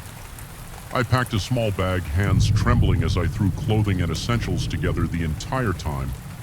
I felt eyes on me like I was under constant surveillance. I wondered if the figure was outside, possibly peering through my window or standing in the parking lot. Silently judging my every movement, my chest felt tight and my mouth was so dry it hurt to swallow. I finished packing in record time, heart thudding louder with each second as I opened the door to step out. I paused, half expecting to see that figure in the hallway, but it was empty. My footsteps echoed loudly as I hurried to the elevator. The ride down seemed interminable, each floor passing with agonizing slowness. I couldn't stop picturing the figure from the night before, how it had seemed almost hungry for my fear. My skin tingled at the memory. At last I exited into the parking lot. The sun was beginning to set, and long shadows stretched across the asphalt for a moment. I stood there scanning the tree line, and in that glance I felt it again, that suffocating sensation of being watched. The shadows in the forest swirled together an impenetrable wall of black. My lungs burned as though I couldn't draw in enough air. I forced my legs to move, half expecting to see a pale arm or a tall silhouette emerging from the tree line, but nothing came. I climbed into my car and started the engine. Refusing to look over my shoulder as I pulled away, my headlights grazed the first few trunks of the forest. Just before I fully turned the corner, I caught the briefest flicker of movement, a shifting darkness that might have been a person or might have been my imagination. My pulse pounded in my ears, and I gripped the wheel until my knuckles turned white. Without a second thought, I floored the gas and left that unnerving place behind. I don't know exactly what I encountered in those woods or why it seemed to fixate on me. Perhaps it was all in my head, a product of exhaustion and stress. Perhaps it was something far stranger, an entity tied to the land in ways I can't begin to comprehend. Even now, whenever I close my eyes, I can still see that motionless silhouette and feel its gaze following me as I retreat. It haunts me in the moments between sleep and waking, whispering that it's still out there waiting for me to return, though I've put miles between myself and that condo. I can't escape the sense of looming dread. The image of that broken branch propped against my door remains burned into my memory, an unmistakable sign that something wanted me gone or wanted me to know it could reach me wherever I was. Sometimes when the night is quiet and I'm alone, I hear that faint sigh echoing in the back of my mind. It lingers like a cold breath against my ear, a reminder that, real or not, some horrors refuse to fade. And despite escaping that place, I'm left with the unsettling knowledge that I only postpone the inevitable. A part of me believes that one night, no matter how far away I may be, I will sense movement in the darkness, shapes skulking between silent trees, and when that day comes, I'll be forced to face the terror again. My heart pounding, my mouth dry, my skin prickling with sweat. Even now, I glance into the shadows outside my window and wonder if that figure is still there, an eternal watchman silently measuring each fearful beat of my heart. Every night in this old building, the air seems to turn thick and stale the moment darkness settles, as if it's charged with some malignant presence. I can't quite name the place. Hums with a quiet tension that seeps into my bones, tightening my chest and making every breath feel labored. Even from the street, I remember staring up at the weathered facade and wondering why the lights in the top floor windows flickered so erratically, as if someone or something paced back and forth behind the glass. I told myself it was just the age of the building, shoddy wiring perhaps, or the wind rattling the old frames. But once I moved in and found out that the top floor was nothing more than a deserted terrace, a persistent dread began to coil inside my chest. Whispering that I was not alone here, I had taken an entire floor to myself. A long hallway lined with 4 empty apartments, all under renovation, paid for by a meager arrangement with the property owner. Supposedly, I was to remain on site, keep an eye on the place, and report any suspicious activity to the building manager. At first, it sounded ideal privacy in the midst of a bustling city center, but from the first night I realized my new living situation might be more than I bargained for. I remember lying in bed on that initial evening, the gloom of the unlit corridor just outside my bedroom creeping under the door, my heart kicked against my ribs in sin with every noise. Pipes gurgled deep in the walls, and the wind made the ancient windows creak I could handle. These typical old building sounds, but then above me something much more deliberate reverberated slow methodical steps.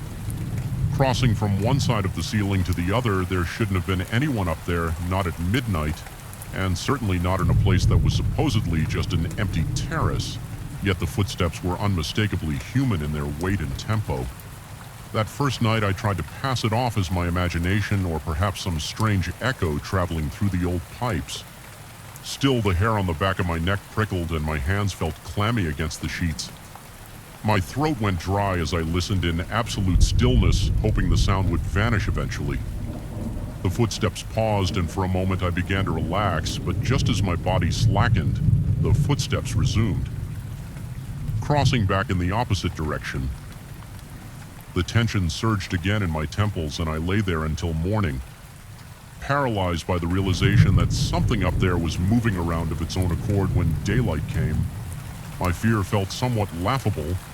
I told myself the mind can play wicked tricks in the stillness of night.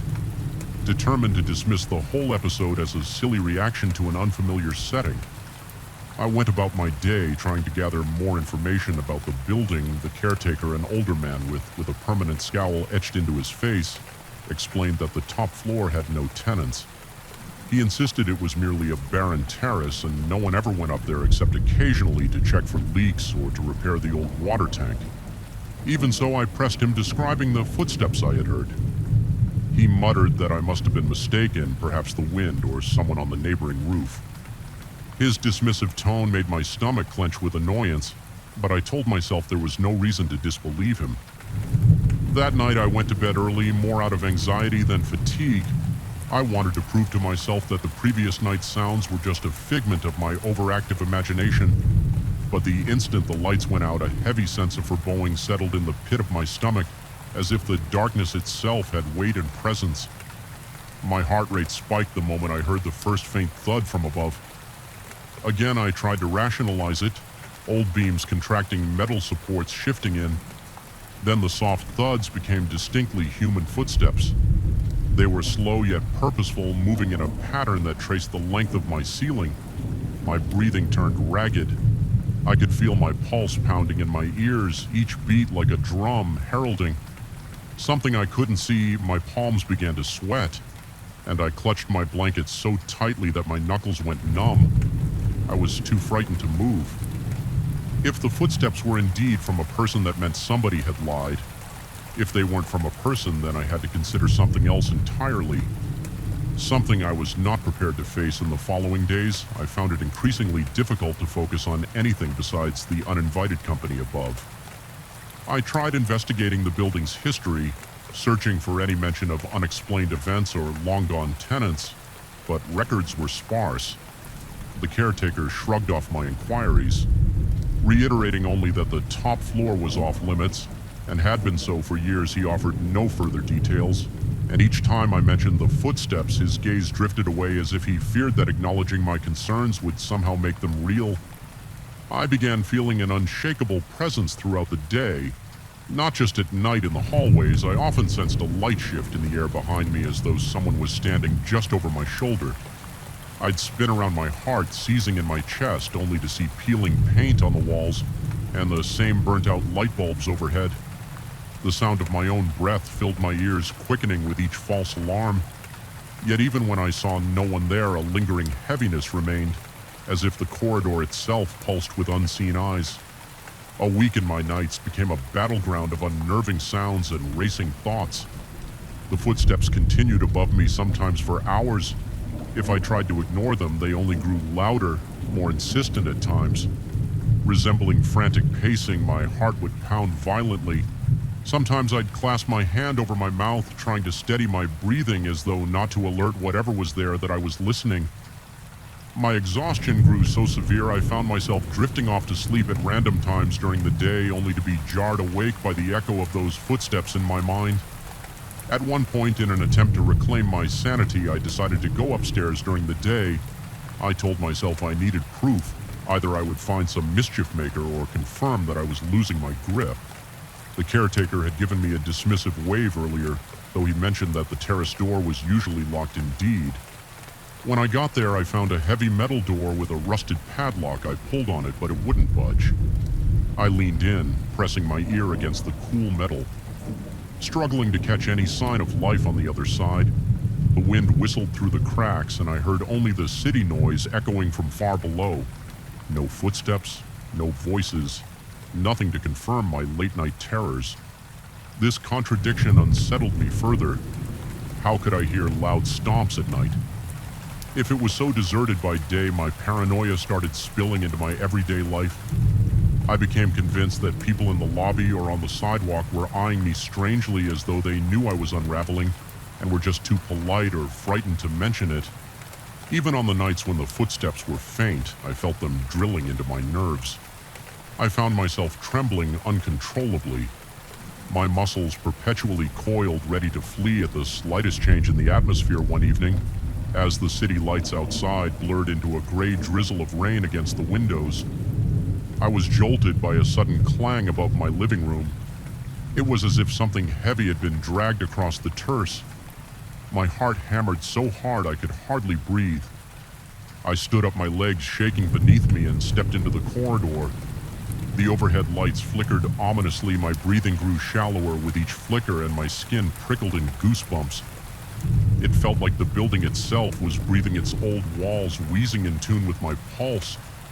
While I crept toward my living room, the footsteps started up again, only now they were more rapid, as if someone was pacing in agitation.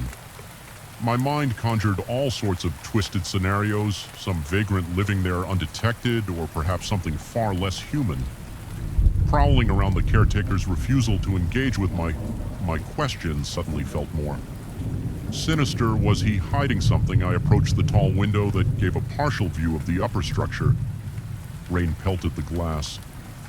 My breath fogged the pain as I peered upward. The sky was a black sea, illuminated only by the occasional glow of city lights. Then just at the edge of my vision, I thought I saw movement. A dark silhouette crossing in front of a small maintenance light on the roof. My heartbeat thundered. I strained my eyes. My forehead pressed so firmly against the window that it felt cold and damp. But the silhouette didn't reappear. Maybe it had never been there at all. Those next hours were the worst. So far, the footsteps seemed to follow me every time I changed rooms. My bedroom felt claustrophobic, the stale air thick with dread. My chest tightened painfully as if something was squeezing my lungs. I tried turning the lights on and off, but the overhead bulb flickered and died. Darkness engulfed my space. My mouth went dry and my fingers trembled so badly I almost dropped the flashlight. I grabbed the narrow beam of light from that small device, tremor along with my shaking hand dancing across every corner of the room. But no matter where I pointed it, I couldn't shake the impression that something was right behind me, out of sight. Desperate for any sense of security, I turned on the TV, hoping to drown out the unrelenting thumps above the muffled chatter of commercials. Did little to calm my nerves. After a moment, I realized the footsteps had ceased. I exhaled a shaking breath, my shoulders sagging with relief. But that relief was short-lived. A single deafening stomp resounded directly above my head, as if something enormous had just landed there. I gasped, stumbling backward into a table. The impact knocked a lamp to the floor with a crash. My throat constricted and cold sweat trickled down my SP spine. Adrenaline flooded my veins, making me elated. The dryness in my mouth was so intense that my tongue felt glued to the roof. I was too scared to even retrieve the lamp. At that moment, I recalled the caretaker's words about the terrace being locked. If the door was locked, what was up there? The question turned in my mind like a spinning top, each rotation tightening my fear. It dawned on me that perhaps a lock wouldn't stop whatever was causing these footsteps. My rational mind warred with a growing certainty that something was fundamentally wrong with the building itself. I barely slept that night, and when I did doze off from sheer exhaustion, I dreamt of twisting corridors and tall shadows looming over me in these nightmares. The floors above were an endless maze, and no matter how far I ran, the footsteps drew closer. I woke drenched in sweat with my heart in my throat, only to find my surroundings equally oppressive. In reality, the caretaker noticed my haggard appearance the next morning, asking indirectly if I was sleeping poorly. He suggested that old buildings can sometimes amplify everyday city noises. I told him I wasn't convinced the footsteps were too real. He responded that I should perhaps keep my windows closed or play some music to drown out the wind. My teeth clenched in frustration. I knew he was avoiding the truth that evening. Exhausted and nearly at my breaking point, I resolved to confront whatever was upstairs. Ed and I waited until midnight. Listening as the footsteps started their usual pattern, I could feel the blood pounding in my ears while I mustered the courage to go back to the terrace door with a set of tools I'd borrowed from the maintenance closet. I reasoned that if I could just open the lock, I'd uncover the truth. Even if it scared me senseless, I climbed the final flight of stairs every step, an echo that seemed to mock me. My flashlight shook in my hand, illuminating the chipped paint of the stairwell. When I reached the terrace door, I fumbled with the lock for what felt like ages. My palms were slick with sweat and the tools slipped in my grip. Eventually, the lock clicked. My stomach flipped as I realized I was about to face whatever had been haunting me. I pulled the heavy door open. A gust of cold night air rushed in, carrying the scent of wet concrete and something else, an earthy, musty odor that reminded me of old basements and decaying spaces. My heart was in my throat as I stepped out onto the terrace. The entire space was empty. Rainwater pulled in corners, reflecting the ghostly glow of distant city lights. I swung my flashlight around, searching for any sign of movement. The wind howled, whipping against my face and reminding me of how exposed I was. My eyes darted to the far edges of the terrace, half expecting a shape to appear, but there was only a deserted stretch of cracked flooring. Then, near a small service door leading to the water tanks, I heard a shuffle of footsteps so faint I nearly missed it. My breath caught and I inched forward. As I approached, the footsteps seemed to retreat, leading me around the corner of a half wall that sheltered the water tank pipes. My pulse thundered and my fingers ached from gripping the flashlight. I swept the beam in front of me fully, anticipating to see an intruder or some kind of presence, but no one was there. I stood alone in the wind, trembling chest heaving, a stinging sensation behind my eyes. From the strain of trying to see through the darkness, then I heard a sudden scraping sound right behind me, like a shoe dragging across the floor. I spun around so quickly I nearly lost my footing. The flashlight illuminated only swirling dust and rain. There was nothing, no figure, no sign of life. Yet the air felt charged, crackling with a silent malevolence. My heart hammered so wildly that it hurt. I didn't know what else to do except flee. I turned and sprinted back to the door, each footstep echoing on the drenched concrete. My lungs burned by the time I reached the stairwell, and I yanked the door shut behind me, fumbling with the broken lock. I darted down the stairs, not caring about the noise the building's corridors felt narrower than ever, walls closing in on me as I stumbled back into my apartment. In that moment, I realized with horrifying clarity that the footsteps might not belong to any living person at all. Something unseen roamed that empty terrace, unbound by locked doors and rational explanations. I sank onto my couch, struggling to breathe. Every muscle in my body quivered. A part of me wanted to pack up my things and never look back. Another part, driven by a strange fascination, wanted to stay there. Was a morbid curiosity about what lurked above a burning need to understand, to prove I wasn't insane. When dawn broke, I made my decision. I could no longer keep watching this place, especially if it meant slowly losing my mind before the sun was fully up. I began gathering my belongings. My heart still hammered in my chest and my ears rang with phantom sounds of footsteps. But I was resolute as I headed for the front door. A final tremor of dread coursed through me, as if the building itself disapproved of my departure. The corridor light flickered. One last time, the shadows along the wall seeming to reach out and grip me. I walked past the caretaker's office, left the key, and explained in flat, emotionless tones that I couldn't stay there anymore. He didn't argue, his eyes held a hint of resigned understanding as though he'd seen this happen before and simply accepted it. I felt an icy wave of discomfort, realizing my experience was likely not unique. Stepping outside, the early morning light felt harsh and unwelcoming, but at least it was real. My breath steadied as I put distance between myself and the old building, yet a part of my mind kept racing, replaying every sound, every shadow, every unexplainable moment. I couldn't shake the impression that the footsteps might follow me no matter where I went. Even now, I can't entirely convince myself that everything I heard was a product of creaking floorboards or my own anxiety. The unsettling truth is that I truly believe something walked above me on that deserted terrace. Whether it was a spirit, a phantom echo from some forgotten past, or a manifestation of my own unraveling psyche, I may never know. But the memory of those footsteps resonates inside me, a disquieting reminder that some places are saturated with energies beyond our comprehension. And though I escaped that building, I carry a lingering sense of being followed, an inkling that one day in some darkened hall or empty rooftop, I might once again hear those measured, deliberate steps coming for me.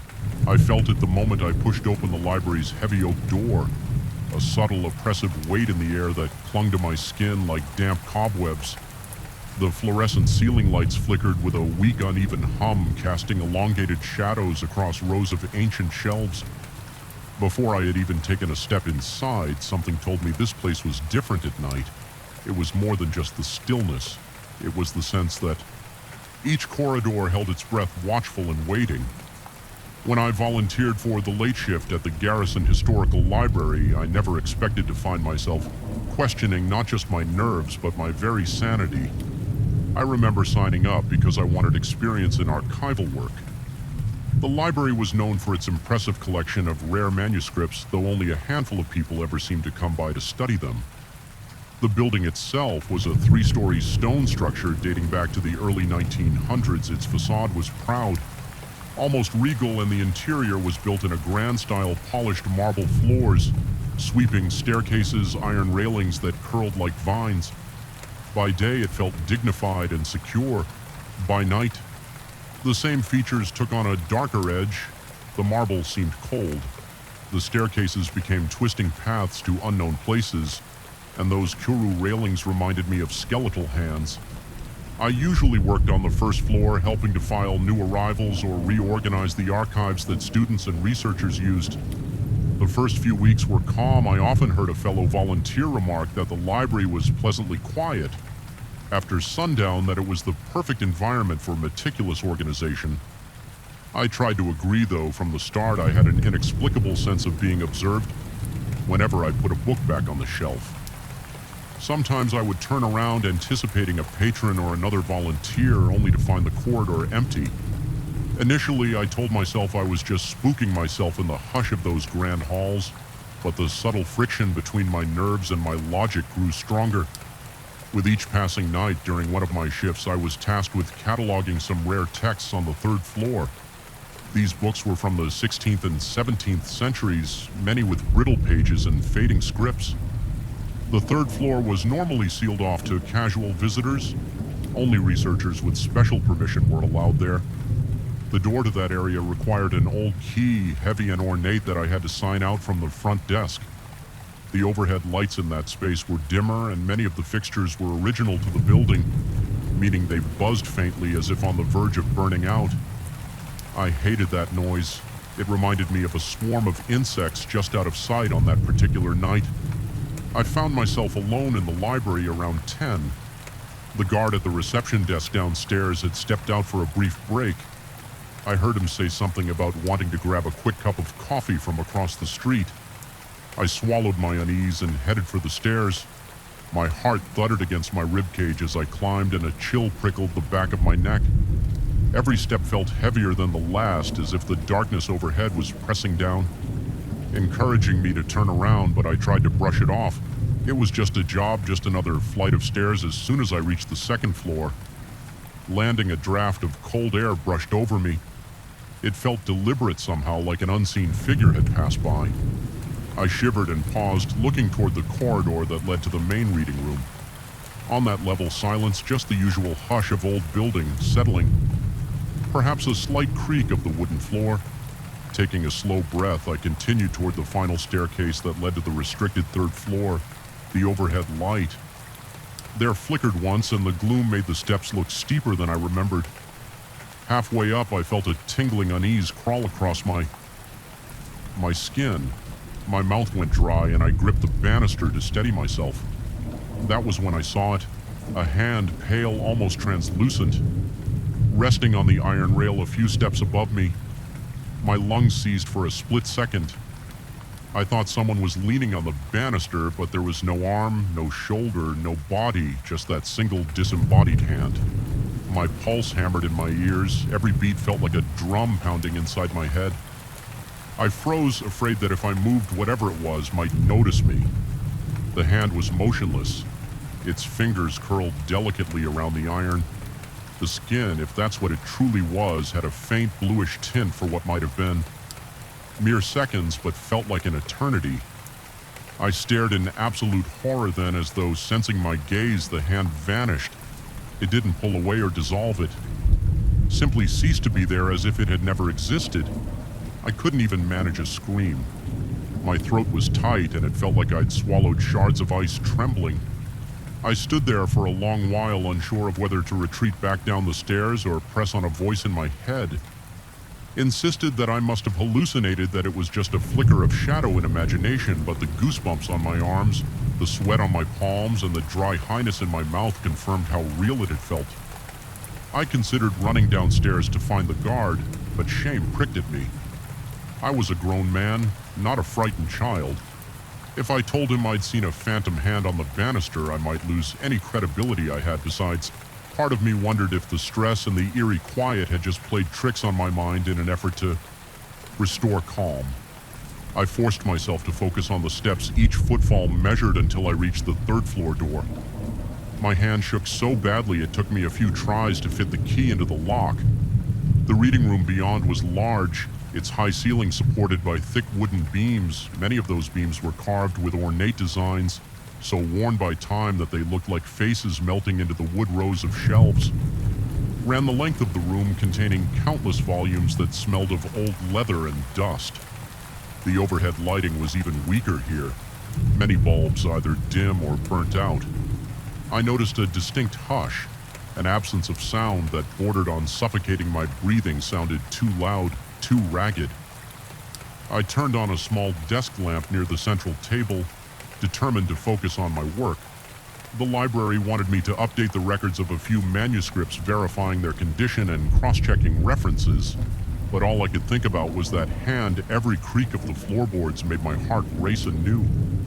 My back felt exposed, as though eyes were sliding over me from the dark corners. I started to notice odd details, a stack of books on the far shelf that appeared to have shifted position since the last time I visited, the faint smell of mildew intensifying in a corner near an old tapestry, and a slight but constant rustling that I couldn't source. Whenever I stopped to listen carefully, the rustling fell silent, only to return in the periphery of my hearing. Moments later, at one point, I thought I saw a shape move in my peripheral vision. I looked up, searching the aisle between two tall shelves, but it was empty. My scalp prickled, and I felt a bead of cold sweat slide down my temple. Forcing a steady breath, I clung to the logical explanation that my mind was on edge and conjuring phantoms out of the gloom. After about an hour of this, my nerves were frayed. I packed up the manuscripts I had managed to catalog and locked them in a special cabinet. My plan was to hurry downstairs and maybe call it a night. That was when I heard a faint scraping sound near the far end of the room, something like nails being dragged across wood. My breathing quickened and my heart pounded so fiercely it almost hurt. I stepped toward the door, intending to leave, but an inexplicable force seemed to draw my attention against my better judgment. I found myself walking toward the origin of the sound. Each step felt like it vibrated in my bones. The desk lamp's light couldn't reach that far, so the corners were a murky darkness that seemed to shift with my movements. In that dimness, I caught a glimpse of something near the shelves, a figure too tall to be a person, its outline faint but unmistakable. It seemed elongated, as though stretched the moment I registered its shape. It slipped out of sight behind a row of ancient folios. My breath came in ragged gasps, yet a compulsion to see it more clearly drove me forward. Every muscle in my body screamed to run, but curiosity or perhaps some primal fear of the unknown pushed me on, rounding the corner of the shelf. I pointed the narrow beam of my flashlight into the darkness. The light danced across old wooden boards, dust motes swirling in the air. Nothing was there.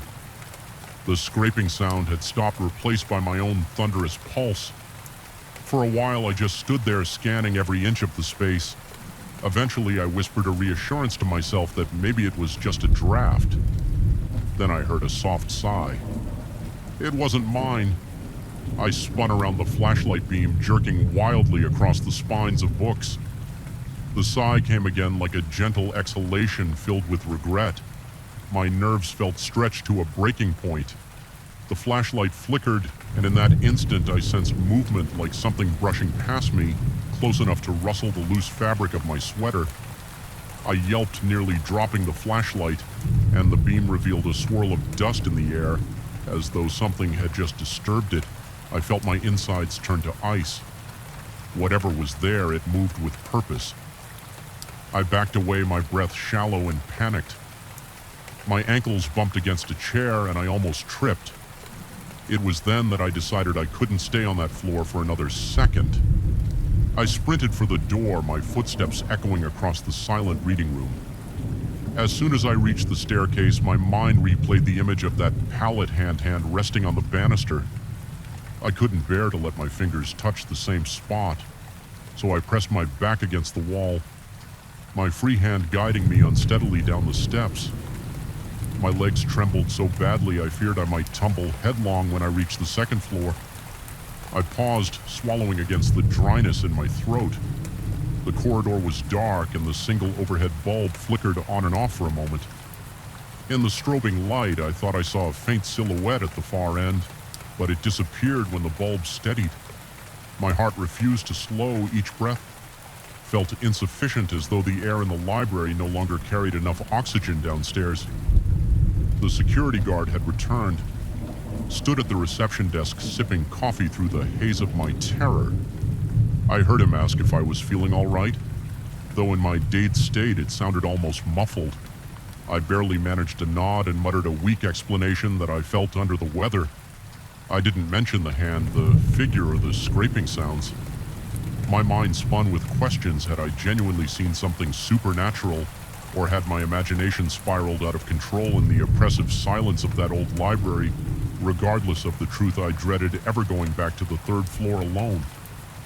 The next evening, I lingered on the first floor, claiming I needed to reorganize some reference materials. In reality, I just didn't want to go anywhere near that staircase. Every time I glanced at it, my stomach twisted. I found myself hyper-aware of the building's noises. The whisper of a breeze through the rafters, the subtle groaning of the pipes, the soft hum of fluorescent lights. Each sound set my nerves on edge. Night after night, that sense of being watched returned, especially if I ever strayed too close to the stairs. The recollection of that pale hand burned in my mind. My fear built like pressure in a boiling kettle, threatening to scream. Eventually, I confided in a fellow volunteer using vague terms. I mentioned that I had a bad feeling about the third floor, that something about it made me uneasy. The volunteer just shrugged, saying they also disliked that floor at night. They'd never witnessed anything strange, but they claimed the atmosphere up there was stifling. They had heard rumors of odd occurrences, books misplaced, inexplicable cold spots, even a faint smell of decay that would drift through the aisles and vanish. No one could pinpoint a rational cause. That conversation should have comforted me by confirming that others found the space unsettling, but instead it amplified my anxiety. It meant I wasn't entirely alone in this perception. Something was genuinely off about that place, something beyond mere shadows and drafts. My mind became a storm of death out and dread. I found myself awake at night, replaying the scene of that spectral hand on the banister. I could still see the curve of its fingertips, the uncanny stillness of its pale flesh. At times I worried I was losing my grip, that I'd let a momentary hallucination toy my reality.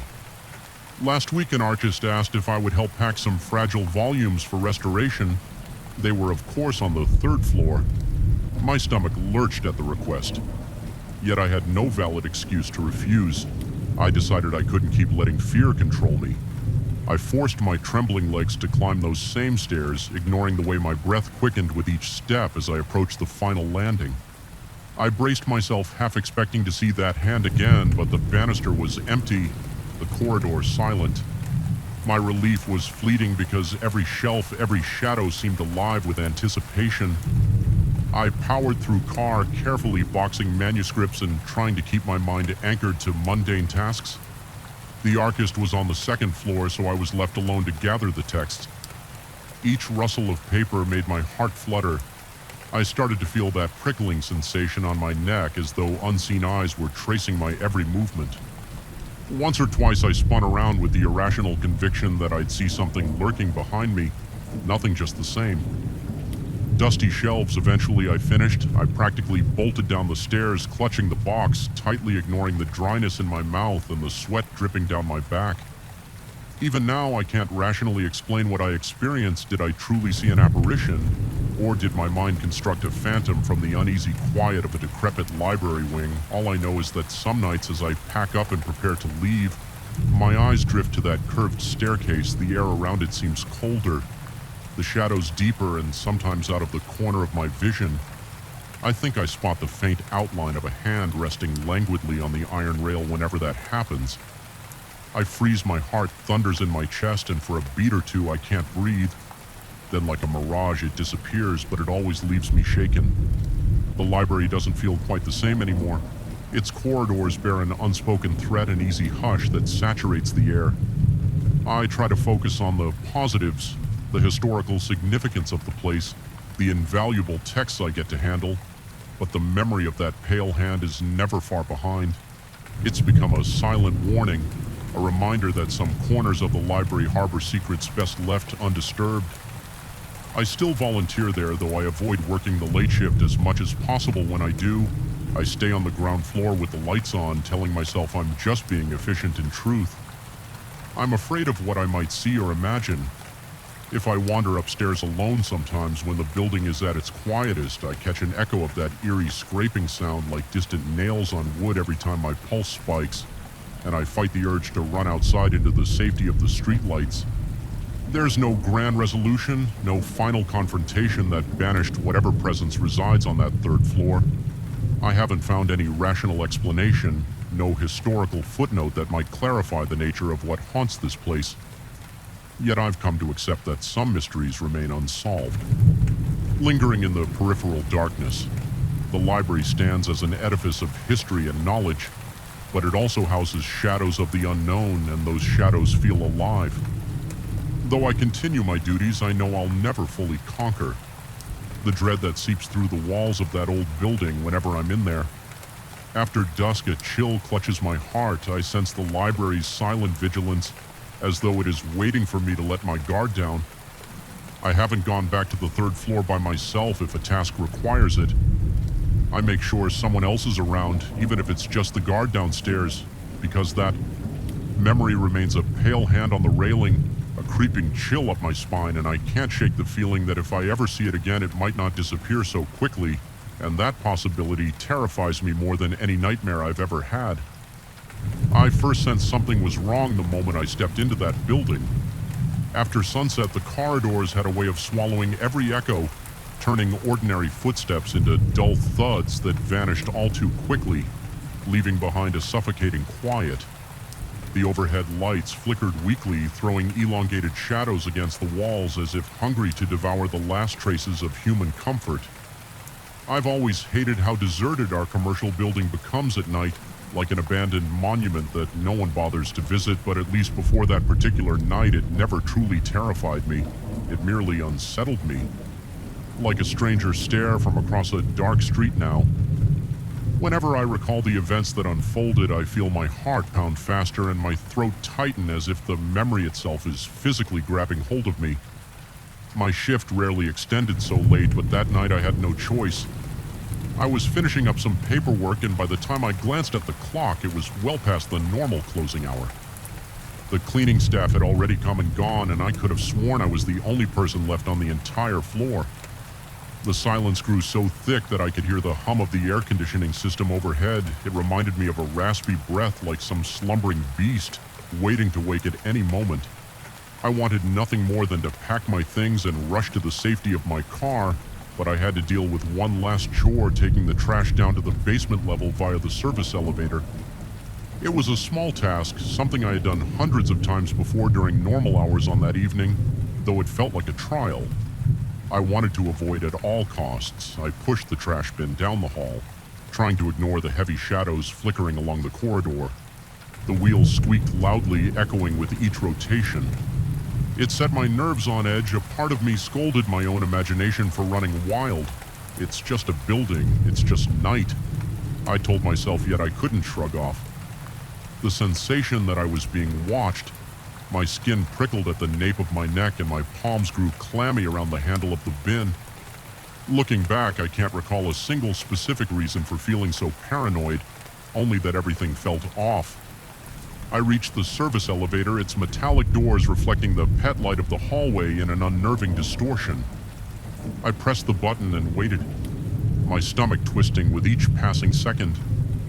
The elevator made a dull clank as it arrived and the doors slowly slid open. I rolled the trash bin inside, then stepped in after it as the doors closed. The overhead light inside the elevator flickered briefly, casting the cramped interior in a jittery strobe. My heart thumped and a bead of sweat trickled down my temple. I reminded myself to breathe no sooner had the doors sealed shut. Then I sensed I was not alone. At first I didn't see anything unusual, just the same battered walls and the fluorescent light fighting to stay lit. But then, out of the corner of my eye, I picked up a shape, a figure standing in the far corner, tall enough that it seemed hunched to avoid brushing its head against the low ceiling. I froze, a jolt of panic charging through my veins like electricity. My breathing became shallow and I felt the vibrations of my own racing heartbeat in my eardrums. The figure was not leaning forward nor moving, it just loomed in that corner. So silent it barely seemed a real part of me. Wanted to spin around and confront it, but fear rooted my feet to the floor. Time seemed to slow. The elevator rumbled downward, and in that terror-fueled hush, I heard nothing but the mechanical groaning of the cables and my own ragged breaths. I forced myself to shift my gaze fully toward the corner. The shape was still there, vague, dark, unnaturally tall. I couldn't make out facial features, only that silhouette. I could have sworn the air around it looked denser, like a pocket of darkness. That had somehow gained its own volition. My throat was so dry it felt scratchy when I swallowed. My back was cold with sweat, and I prayed silently for the elevator to reach the basement. It felt like a lifetime before the doors finally creaked open. The trash bin rattled as the elevator halted. Light from the hallway spilled into the cramped interior, and I exhaled shakily, feeling the tension in my legs when I dared to look back at the corner to see if the figure was still there. It was gone just like that. I found myself staring at an empty space. The corner looked harmless, just scuffed metal walls and a dingy floor.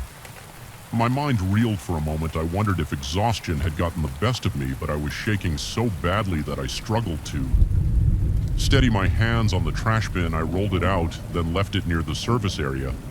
I remember standing in that hallway, the flickering fluorescent lights above me, chest heaving, and a dreadful sense that I just witnessed something that shouldn't exist.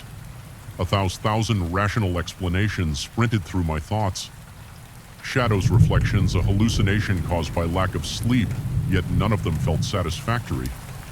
I rushed back upstairs using the main elevator. The contrast between the bright, relatively clean interior of the lobby-level elevator and the dingy service one struck me. It felt like I traveled between two worlds.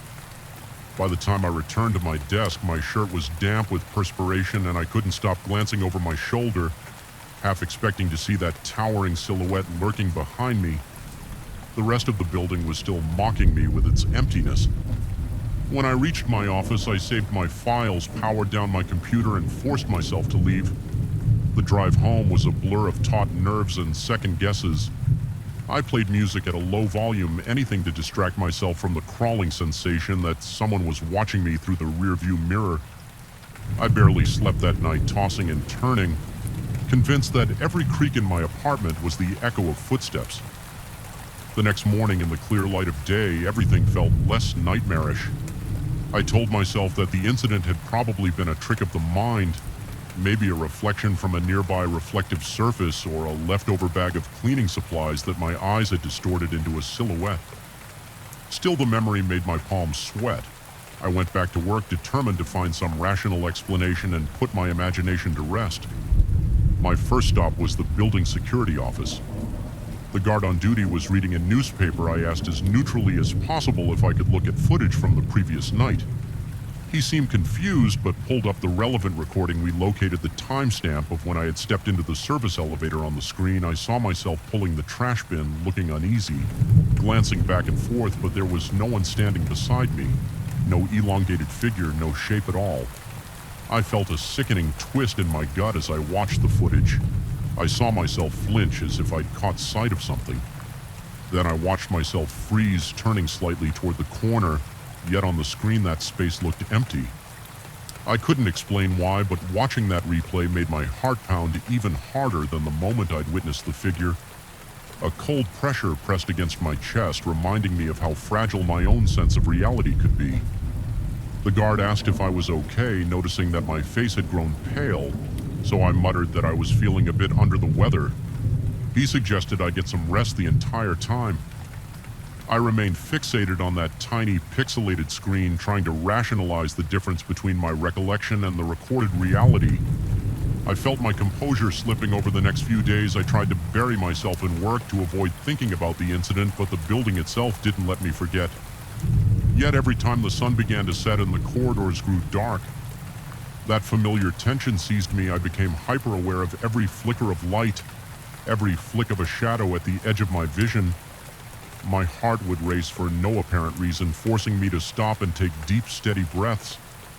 Once I swore I heard a low whisper while I passed the supply closet on the 12th floor, but when I pressed my ear to the door, there was only something silence. Another evening, I caught a brief reflection in a window, a tall shape gliding behind me, but when I spun around, the corridor was empty. My coworker in the cubicle next to mine noticed how jittery I was becoming. He asked if everything was all right with me, and if I needed any help. I told him somewhat truthfully that I'd been having trouble sleeping.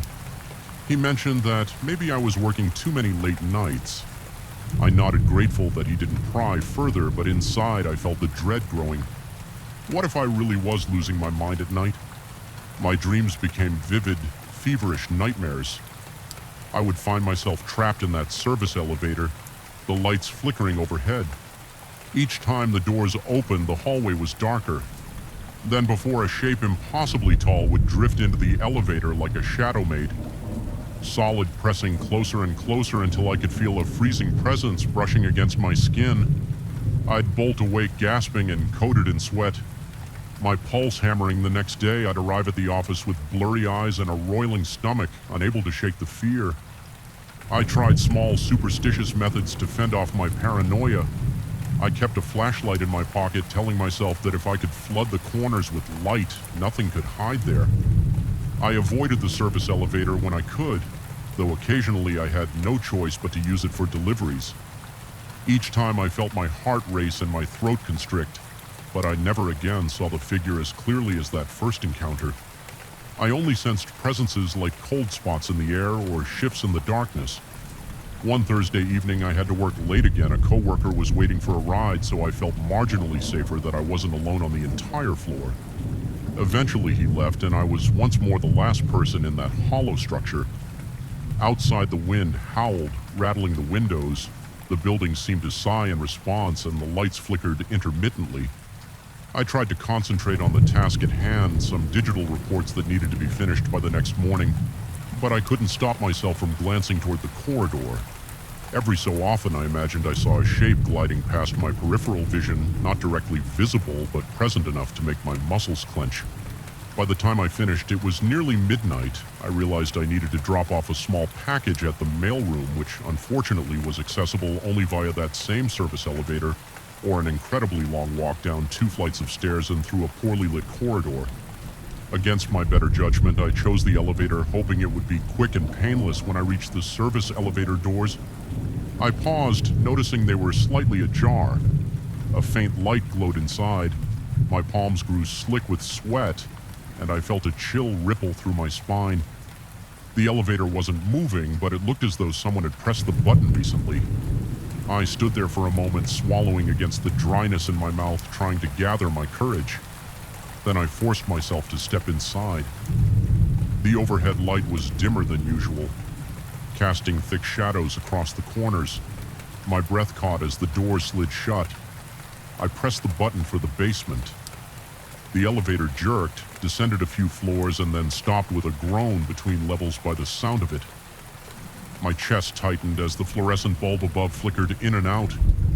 Leaving me in near darkness, I pressed the emergency button repeatedly, but nothing happened. A claustrophobic panic rose within me, and I felt my vision dimming at the edges. That was when I saw it again, that tall, looming figure in the corner, motionless but unmistakably present. My lungs burned as I forgot how to breathe properly. I wanted to shout, but my voice stuck in my throat. The flickering light revealed only the vaguest outline, a black column of shadow I could feel, rather than see the intensity of whatever it was staring straight into me. My body started shaking uncontrollably, a cold sweat washing over me. The temperature felt as if it had dropped 10 degrees in an instant. I pressed myself against the opposite corner, heart crashing against my ribcage. The elevator's mechanical hum had gone silent, leaving only the faint crackling of the faulty light fixture. My mind raced. Was this real? A hallucination? Was I losing my grip on reality all the while? I felt that presence looming, almost blending with the darkness, yet more tangible than my own reflection. I closed my eyes, counting my breaths, trying to conjure any explanation that might calm me, but the terror was too absolute. Seconds ticked by like hours until, with a sudden jolt, the elevator came back to life and resumed its descent. The figure didn't disappear. This time I could still sense it right there, as if waiting. Every nerve in my body screamed to flee, but there was no escape. Until the doors opened at last, they slid apart with a groan and weak light from the basement. Corridor illuminated the interior. I stumbled out, nearly falling to my knees. When I found the courage to glance back, the shape was gone. Trembling, I delivered the package to the mailroom. My mind felt fragmented, teetering between rationality and blind panic. I decided then and there that I couldn't keep this up. No job was worth losing my sanity over. I resolved to speak to management the next day, request a shift change, or possibly even quit if it came to that. But that night wasn't done with me yet. As I headed back toward the main lobby, I swore I heard footsteps echoing behind me, heavy, deliberate steps that matched my pace exactly. My heart hammered and the hair on my arm stood on end. I spun around, expecting to see someone or something towering over me, but the hallway was empty. My breath was ragged and I was bathed in cold sweat. The walls seemed to close in and the overhead lights flickered madly. I forced myself to keep walking each step, an exercise in sheer will. My mind was shouting at me to run when I finally burst out through the main doors onto the silent street. I let out a gasping sigh, my limbs trembling so badly I could hardly walk straight. The night air felt cold and surreal, but at least it was free from the oppressive aura inside the building. I got into my car with fumbling hands the entire drive home. I kept glancing in the rearview mirror, terrified that I might see that tall silhouette in the back seat. Fortunately, it never appeared. By the time I reached my apartment, I was drenched in sweat and shaking my mind. Replayed the elevator sequence over and over like a broken record. The following day, I spoke with management, explaining that I was experiencing severe anxiety and requesting a different schedule. They granted it, albeit with confusion, and I found myself working fewer hours after dark. Yet the knowledge that the building still existed, its darkened corridors and silent elevator shafts waiting for night to fall, weighed on me. Even in the daytime, I felt a prickling paranoia when I had to walk past the service elevator. Sometimes I swore I caught a glimpse of that corner looking darker than normal, like it was harboring something. I've come to realize that I may never truly know what I saw, whether it was a product of my own sleep-deprived mind or something that defies explanation. The experience remains etched into my memory with unnerving clarity. The silhouette's presence felt so real that I can still recall the static-like tension in the air whenever it appeared. Whenever I find myself alone in a quiet hallway, even outside of work, I have to steel my nerves against the creeping dread that I'm being observed by something just beyond the edge of vision. On my last day in that position, as I was clearing out my desk, I mustered the courage to take one final ride down the service elevator. I told myself I wanted closure. I pressed the call button and the doors slid open with their usual dull chime. I stepped inside, half expecting the light to flicker, half expecting that looming figure to greet me. But the elevator stayed well lit, humming softly, descending all the way to the lobby. Without incident, I couldn't decide if I was relieved or unnerved. A part of me almost felt that the presence was simply choosing not to show itself, this time leaving me to question whether the events really happened or if my psyche had conjured them under stress. I left the building feeling unsteady, a knot of tension lodged in my chest even now after moving on to a different job. The memory lingers, the nighttime hush of that building still haunts my thoughts. Sometimes I dream of it, an endless labyrinth of vacant floors and flickering lights with that towering shadow, waiting for me in the corner of the elevator, watching quietly, refusing to let me forget. Even though I escaped it physically, the lingering doubt and fear have stayed with me. I suspect they always will. It's difficult to convey the power of an experience that defies reason. I've tried to tell myself that it was a waking nightmare, a trick of peripheral vision or an artifact of my exhausted brain. Yet there's a corner of my mind that insists what I saw was real, that no matter how many sunlit days pass, something in that building remains something that emerges when the corridors fall silent and the clocks tick past midnight, something that doesn't register on security footage but stands just an inch away from your greatest dread, pulling the strings of your terror like a maestro of the unknown. I wish I could say it's all behind me, but the truth is, that moment in the service elevator changed how I see deserted hallways, flickering lights, and yes, even my own reflection. I feel uneasy with the idea that we can't always trust the evidence of our eyes or the recording of a camera. Sometimes what we see and what we don't are two halves of a horrifying secret. And sometimes that secret is tall, silent, and waiting in the shadows for your moment of weakness. Even though no physical harm came to me, I can't help but feel that the scars left on my psyche might never fully heal. The building still stands and night still falls. And I know somewhere behind those vacant corridors and dark corners, the presence lingers unseen but never truly gone. I arrived at the family's rural property with a weariness that felt almost tangible. The long drive over winding roads had left my arms tense from gripping the steering wheel for hours, and I was in dire need of uninterrupted rest. Yet from the moment I stepped onto the uneven wooden porch, something felt amiss. The wind was still, the air almost thick, and the sun, though bright, did not seem to warm my skin. I remember stepping into the house, dropping my bag by the door, and sensing a certain hollow in the silence. It was as if the place exhaled stale air, greeting me with an uneasy calmness. Was supposed to be a sanctuary, a refuge from the chaos of the city and the stress that had been gnawing at my mind. Instead, the atmosphere seemed to pulse with anticipation, like it was waiting for something I had no name for. I tried to dismiss my unease as mere exhaustion. My family's farmhouse, tucked away at the edge of a quiet stretch of land, had always been a bit isolated, and I told myself that isolation can sometimes feel eerie if you are alone after settling in. I wandered through the familiar rooms, noticing how age had worn the wooden floors and stained the curtains.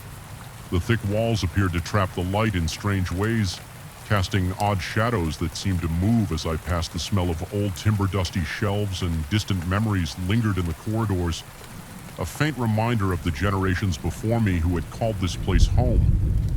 The bedroom assigned to me was small and sparsely furnished, just a narrow bed, an old chest of drawers, and a full-length mirror leaning in the corner. The mirror's wooden frame was intricately carved with swirling patterns. Probably hand-hung decades ago, it gave off a dark gloss as though it had been polished countless times, yet never lost its antique dullness. Something about that frame caught my attention immediately. Maybe it was the way the carving seemed to converge at the top, forming a vaguely unsettling shape, like a face without features. I chalked it up to my overactive imagination. My muscles ached, and all I wanted was to lie down, close my eyes, and drift into oblivion. That first night passed quietly enough, though I woke once or twice heart-thumping for reasons I couldn't pinpoint. I recall a momentary sense of vertigo when I glanced at the corner where the mirror stood. It reflected moonlight in a distorted silhouette so faint, I wasn't sure if it was actually there or just a trick of my exhausted mind. The room felt colder than it should, prompting me to pull the covers up to my chin and try to breathe calmly. Eventually, I slipped back into a restless sleep, telling myself I was simply on edge from the change in environment. The second day was meant to be a chance to relax, so I spent most of the morning walking around the property. The field seemed serene, dotted with small clusters of wildflowers and overgrown grass that swayed in a breeze I could barely feel. Every so often, I would hear the distant crack of a branch or a faint rustle among the shrubs. Each time I glanced around, I saw nothing out of place, yet a prickle of anxiety lingered at the back of my neck as I made my way back to the house. The sky began to darken with thick clouds, and the air became strangely still again. That stillness weighed on me like a silent warning. After a simple dinner, I tried to keep my mind occupied by reading an old book I found on the shelf, but my attention kept drifting to the corridor beyond the living room. It was dimly lit by a single lamp, and the shadows seemed to stretch impossibly long, forming shapes that tugged at the corners of my vision.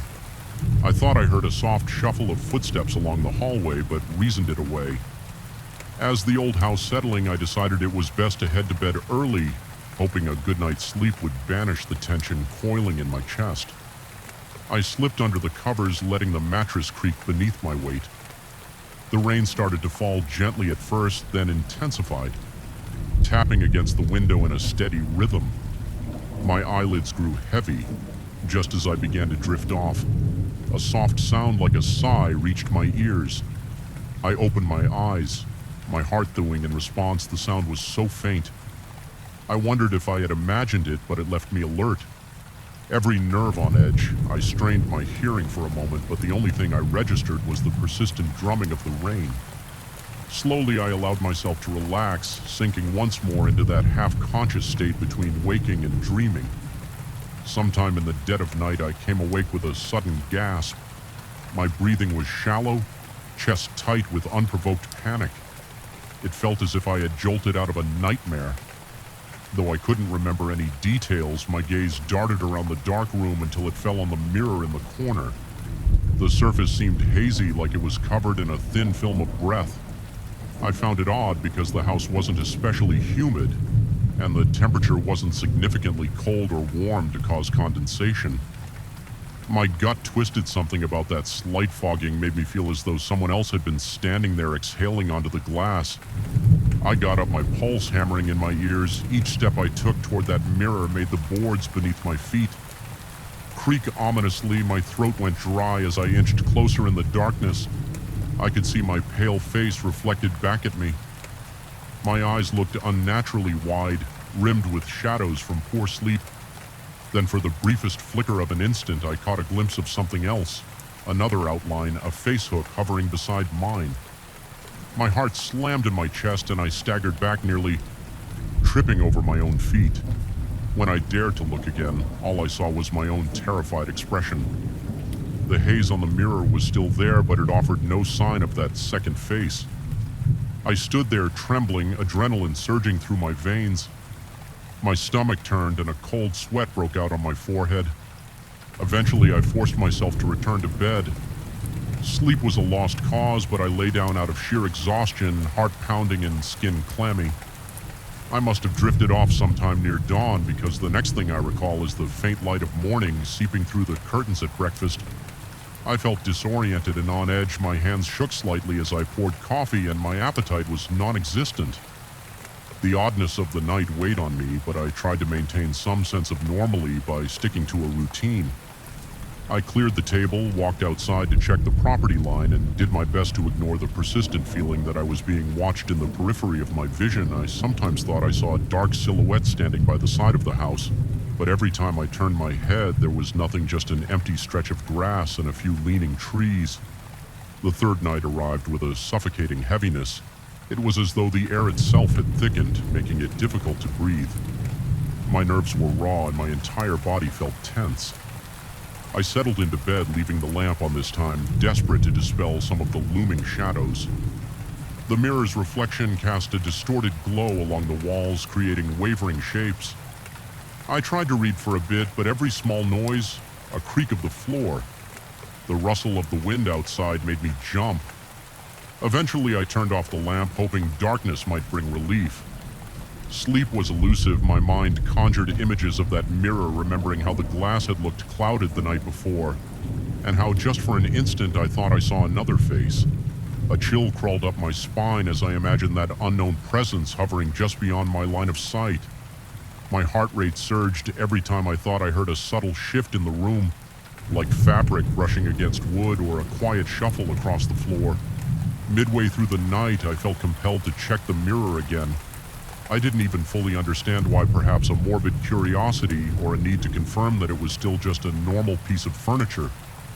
Forcing myself to get up, I walked toward it. My breath felt hot and ragged in my throat, and I could feel the thumping of my pulse in my wrists. The closer I got, the more a sense of dread swelled within me. My skin prickled with goosebumps and my legs felt weak standing before the mirror. I saw my reflection cast in faint moonlight. My cheeks looked hollow eyes, sunken from lack of rest. The carved frame seemed to loom around me, almost pulsing in the dark. I leaned in cautiously, half expecting to see that phantom face again. But the glass was clear this time, showing only my own haunted features. Just when I was about to step back, I heard that faint sigh again. Only this time it felt like it was right behind me. My throat went tight and I snapped around, certain I would see someone in the shadows. There was nobody. I walked back to the bed with shaky legs, every muscle in my body tensed as if ready to bolt. Sleep never fully came after. That I lay there, eyes squeezed shut, forcing myself to keep breathing. The darkness felt alive with watchful eyes, and I was certain something lurked just outside my vision. My heart pounded so violently that my chest hurt. By morning, I resolved to investigate the mirror's origins. There had to be some explanation, perhaps a family myth or a rumor about the house that I'd never heard before. I looked through the dusty shelves, flipping through old notes and letters. It was mostly mundane records about harvests, livestock repairs, nothing that hinted at anything supernatural. Yet, as I rummaged through the drawers, I found a small scrap of paper containing a brief mention of an unsettling presence in the upstairs mirror. The handwriting was old and faded, and it offered no details. I stared at the words, my heart lurching with recognition. It seemed I wasn't the only one who had felt something unnatural about this object all day. The sense of being watched dogged me. I kept seeing shapes just out of my field of vision. A flicker of movement near the staircase, a suggestion of a figure peering through a window. Whenever I turned, no one was there. My paranoia grew with each passage hour, culminating in a near constant tension in my shoulders. Even the air smelled wrong, damp and sour like stagnant water. Night fell once more, and I dreaded returning to that room. My mouth felt as dry as if I had swallowed chalk, and my palms were slick with sweat. Nonetheless, I forced myself to lie down, hoping the ordeal would somehow subside. The hours stretched on, and I alternated between drowsy half-sleep and jolts of sheer panic. At some point, I became aware of a raspy sound like labored breathing. Just a few feet away, my eyes flew open, and I stared at the blackness. Scarcely daring to move, my arms felt paralyzed, my lungs refusing to draw air naturally. The noise persisted, filling the silence with a slow, agonizing rhythm. I mustered the courage to flick on the lamp. The sound stopped instantly, as if someone had plugged a leak in a pressurized chamber. Adrenaline pounded in my veins, and I felt the hair on the back of my neck stand up. I glanced toward the mirror. It was angled in such a way that from the bed I could see part of the room reflected, including the door. This time I saw a subtle blur in the reflection, like a smear of darkness that did not match any object in the room. My heart hammered so loudly that my ears rang and my skin broke out in goosebumps. Again, I realized the mirror was showing some presence I couldn't identify. It wasn't a clear shape, but a faint distortion similar to heat waves. Rising off asphalt in summer, only it was darker, colder. I kept staring, my eyes watering from the intensity of my own fear. Then the shape seemed to move. It slid across the glass as though pacing back and forth. The breath caught in my throat. I felt utterly helpless. In that moment, pinned by my own terror, my mind raced with questions. Was I hallucinating? Was something truly in this house? Or was the mirror itself cursed, desperate and terrified? I leapt from the bed and grabbed a blanket without looking directly at the mirror.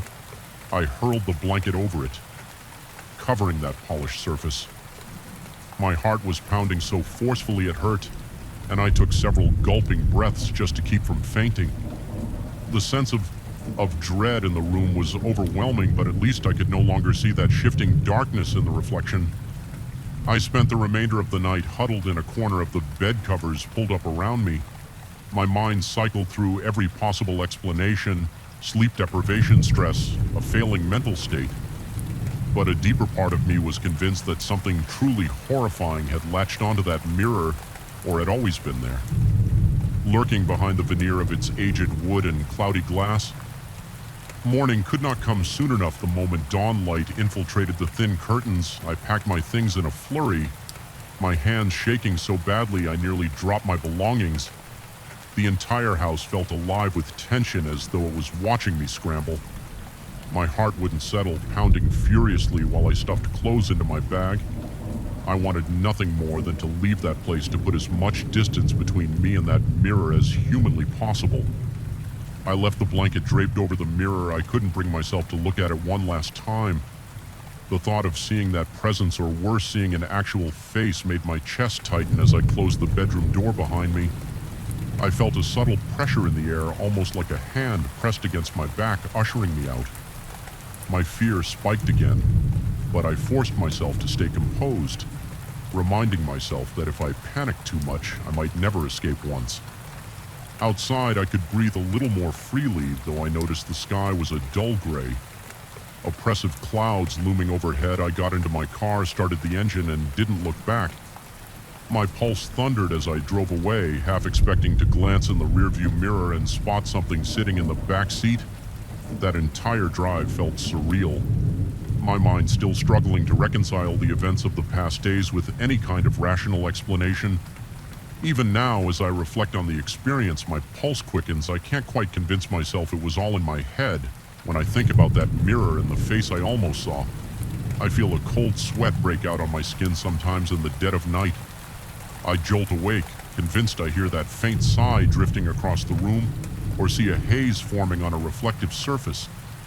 In those moments, I remind myself that I left that haunted place behind, that I escaped whatever was lurking in that old mirror. But there's a part of me that can't help wondering if it followed me, slipping out through the corner of my eye, finding its way into my reflections wherever I go. The unease it left in my mind has become a constant companion, a lingering sense of dread that flares up whenever a dark corner or a polished window catches my gaze. Sometimes late at night, I catch myself holding my breath, listening for that quiet sigh, waiting for the next sign that I'm not alone. And every time I pass by a mirror, I catch myself pausing, fearing that if I look too closely, I might find something staring back that isn't me. A biting wind lashed the side of our car as if nature itself tried to warn us away from the road. That night, the headlights carved weak tunnels through the thick darkness, revealing little but swirls of dust and endless stretches of scraggly weeds. There was no moon to comfort us, only a mass of storm clouds closing in, swallowing the sky and leaving me with an unshakable sense that we were driving into something we should never witness. My hands felt clammy on the steering wheel. My heart pounded so violently that each beat seemed to echo within the silent interior. Even my friend, who usually possessed an unflappable excitement for roadside adventures, had grown unusually quiet. It was the kind of night when the world seemed hollow and yet everything was charged with the promise of menace.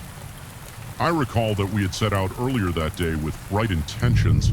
We wanted a collection of off-the-beaten-path photographs, something to impress other enthusiasts who swore by tourist traps we'd planned meticulously, layering up memory cards and external batteries, convinced that our spontaneous route along old unmarked back roads would yield stunning shots of abandoned barns and rolling fields. By the time the sun sank behind the hills, leaving the landscape dull gray, I already felt a sense of creeping unease. We were deep in the middle of nowhere, with the next town pinned on a map that looked more theoretical than actual. My friend had said we'd find a small motel if we kept going north, so I reluctantly agreed to continue. But as we turned onto a pitted dirt road around 10 at night, a hollow feeling in the pit of my stomach told me we were making a mistake. The only light came from our high beams, feeble and flickering, illuminating twisted fences and occasional clumps of trees that leaned across the road like conspirators. The notion that we might see a house or another car seemed increasingly far-fetched. The place was eerily deserted. Then I saw him, a lone figure walking on the shoulder, no jacket, no visible bag, arms hanging at his sides. At first I nearly convinced myself I was hallucinating. No one would be out there in the freezing wind with darkness engulfing all directions. But there he was. I slowed down reflexively, uncertain if he needed help, and that was when he lifted one hand in a stiff motion, signaling for us to stop. His face, illuminated by our headlights, was painfully neutral. His eyes held no warmth or desperation, only a stillness that set my nerves ablaze. I could not explain why, but something in that gaze made me feel as if I were an intruder. My friend murmured that we should offer him a ride, but I found myself shaking my head. Every instinct told me to keep going. I gave the slightest nod of acknowledgement to the stranger, but pressed on the accelerator. I saw his expression remained unchanging through the side mirror, and the reflection of his eyes never wavered. Even as the car picked up speed, he stood there motionless. Staring after us for the next 30 minutes, the road seemed endless and suffocating. My friend asked repeatedly whether we had made the right choice, but I barely managed to answer. Instead, I felt my skin prickle with waves of cold sweat. The hair on the back of my neck stayed stiff, as if expecting an invisible hand to clamp down at any moment. When we finally reached a dimly lit gas station, relief washed over me in trembling currents. The sight of fluorescent lights, the distant hum of a soda machine, and the ordinary clutter of parked vehicles felt like a lifeline to sanity. I stepped out, legs shaky, noticing the battered sign listing outlandish gas prices. I filled the tank. In silence in the background, my friend was telling me we should at least mention the man to the station attendant. I only nodded absent-mindedly, too unsettled to form coherent words. Inside, the station attendant seemed disinterested, responding with non-committal shrugs when my friend recounted that we'd seen a man on the roadside. He casually mentioned that drifters sometimes pass through, though not typically this late. Yet there was something in the attendant's voice, an edge of forced calm that only magnified my apprehension. Perhaps he had encountered something similar before and was making every effort not to spook us further. When my friend asked if there was a more direct route ahead, the attendant simply suggested staying on the main gravel road for another hour. If we kept going, we would eventually reach our intended motel. My pulse throbbed in my ears as we stepped back outside, uncertain but unwilling to linger in a gas station that felt haunted by unspoken stories. We pulled out onto the road again, hoping that 30 more miles of driving would pass uneventfully. My eyes strained against the darkness. The tension in my chest was almost unbearable. I kept checking the rearview mirror as if expecting to see that figure trailing behind us impossibly keeping pace. The wind picked up, rattling the car windows. I felt the wheel shudder under my hands, as if the entire world wanted to unhinge and plunge us into the depths of some nightmare. My friend remained quiet, occasionally pointing out a battered billboard or a turnoff sign, but neither of us truly believed we'd see anything normal again. Then around midnight, we reached the same stretch of road where we had first seen the man. My heart hammered so violently I could feel my pulse throbbing at my temples. Sure enough, there he stood this time in the middle of the lane directly in our path. I slammed my foot on the brake, the car fishtailing slightly on the gravel. The man's posture was rigid, hands by his sides, that same eerie stillness in his eyes. I became hyper-aware of every tiny detail, my breath rattling in short bursts, sweat trickling down my back, the dryness coating my mouth. My friend whispered that we should roll down a window and ask him what he needed, but I refused, my voice trembling as I insisted we turn around. I made a sharp U-turn, tires kicking up a cloud of dust that spiraled around the man in the swirling haze. I thought I saw him smirk. Though the taillights only highlighted his silhouette, fear expanded in my chest, making it hard to breathe. I took an alternative route, longer, more potholes, less signage, anything to get away from that figure. A sense of panic pulsed through me with every mile I put between us and him. Still, I couldn't shake the feeling that he was following us not by normal means, but by something beyond my understanding. I felt eyes on me whenever we passed a grove of trees or a partially collapsed barn. Every shape along the roadside looked like a human outline, and every gust of wind sounded like a labored breath. My friend tried to calm me, pointing out that the man couldn't possibly move that fast. Even if he had a hidden vehicle, there was no road that led him to appear twice in those random spots without us seeing it. I nodded silently, but dread sank deeper into my bones. My hands were slick on the steering wheel, and my arms ached from gripping it too tightly. The darkness seemed alive, pressing against the windows, and the interior of the car felt claustrophobic under the weight of the unknown.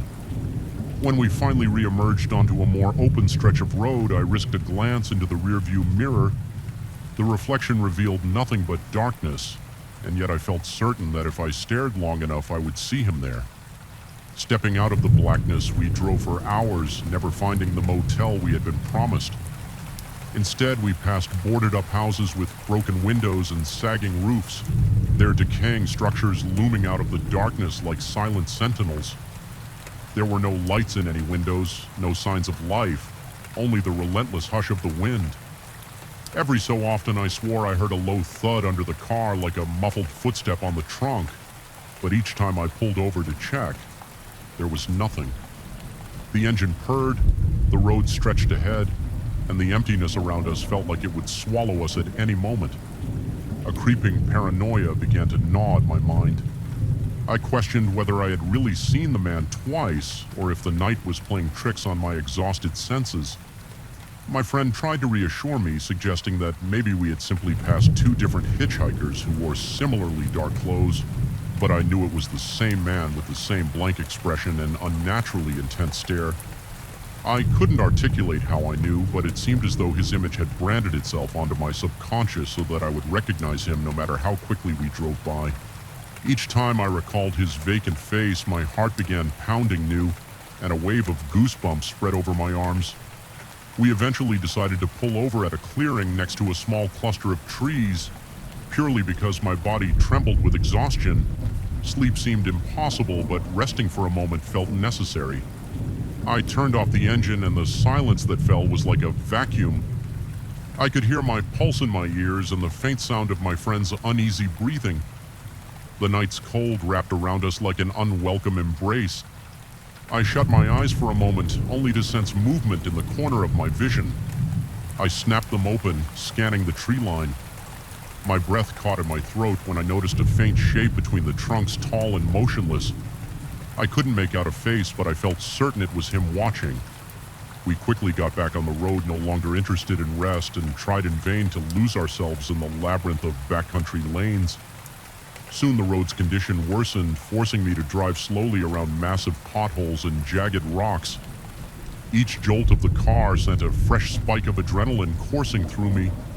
I imagined the man stepping onto the road around every bend or materializing in the back seat. When I glanced away, my friend stopped making conversation altogether, perhaps feeling my terror bleeding into his own psyche.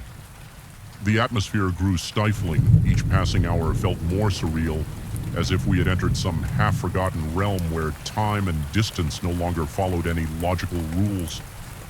The final straw came when my headlights illuminated a figure on the horizon standing perfectly still in the middle of the lane. Yet again, it was impossible, but I knew it was him. Before my mind could form the thought, my body reacted on pure instinct. I swerved violently, nearly driving into a ditch. My friend shouted something incomprehensible. I gritted my teeth, spun the wheel, and somehow regained control of the car. By the time we straightened out, the road ahead was empty. No sign of the man. My heart hammered as if trying to break out of my chest. A slick film of sweat covered my forehead and my lungs ached with each panicked breath. I pressed the accelerator, ignoring the violent bumps as I sped away from that spot hours later, though it might have been mere minutes. As my sense of time was utterly warped, we saw a timid glow in the distance. It turned out to be a pair of old floodlights. Illuminating a rickety metal sign, it marked the edge of a small town we'd never heard of, but at that moment it felt like a divine beacon. We pulled into the single motel near the sign, and I practically stumbled out of the car legs, numb and heart still drumming. My friend muttered that he didn't care what the room looked like. We just needed a roof over our heads, a locked door, and a chance to breathe. The lobby was empty, with a note that said the key was under the mat. If we arrived late, we found it stumbled to a musty-smelling room and bolted the door behind us that night. I couldn't sleep every time my eyes drifted closed. I felt an invisible presence. Just beyond the window, my heart wouldn't slow its gallop. Each rustle of wind made me tense, half convinced the door handle was about to turn at some point. I sank into a restless doze filled with swirling images of headlights, empty roads, and that piercing stare when morning finally arrived. The grim pale light gave me no comfort. I felt as though I had escaped a labyrinth of nightmares, but I could not shake the certainty that something had followed me out. We left that town as soon as we could, opting for a more populated route back to civilization. Yet even in daylight, every roadside figure triggered a jolt of panic, and my chest constricted until I was certain it wasn't him. I've replayed those events countless times since I've wondered whether I hallucinated the entire thing or if we inadvertently crossed paths with something not entirely human. Sometimes in the dead of night, I recall the way his eyes looked under the headlights, cold, unblinking, as if dissecting my soul with a single glance. To this day, I still feel unsettled whenever I drive alone at night. The memory of that silent man at the edge of the road persists, a ghostly reminder of the boundaries we crossed in our quest for hidden places. I often ask myself what would have happened if I'd stopped the car or if I hadn't seen him in time, but perhaps the most terrifying question is how he managed to appear again and again, defying the logic of time and distance. I've tried to rationalize it, suggesting he might have had some vehicle stashed away or that he was simply a drifter with uncanny luck. Yet deep down I sense an answer far more disturbing even now. I sometimes dream that I'm driving down a deserted road at midnight, the air thick with dread, the darkness absolute in the dream. I see the man again standing in the middle of the lane, impossibly close to my headlights as I press the brake pedal. He turns his head and stares straight into my eyes, wordlessly demanding something I cannot give. I always wake with a racing heart drenched in sweat, uncertain whether I've just escaped a dream or momentarily glimpsed another reality, and I suspect that if I ever venture back to those forsaken roads, I might find him waiting.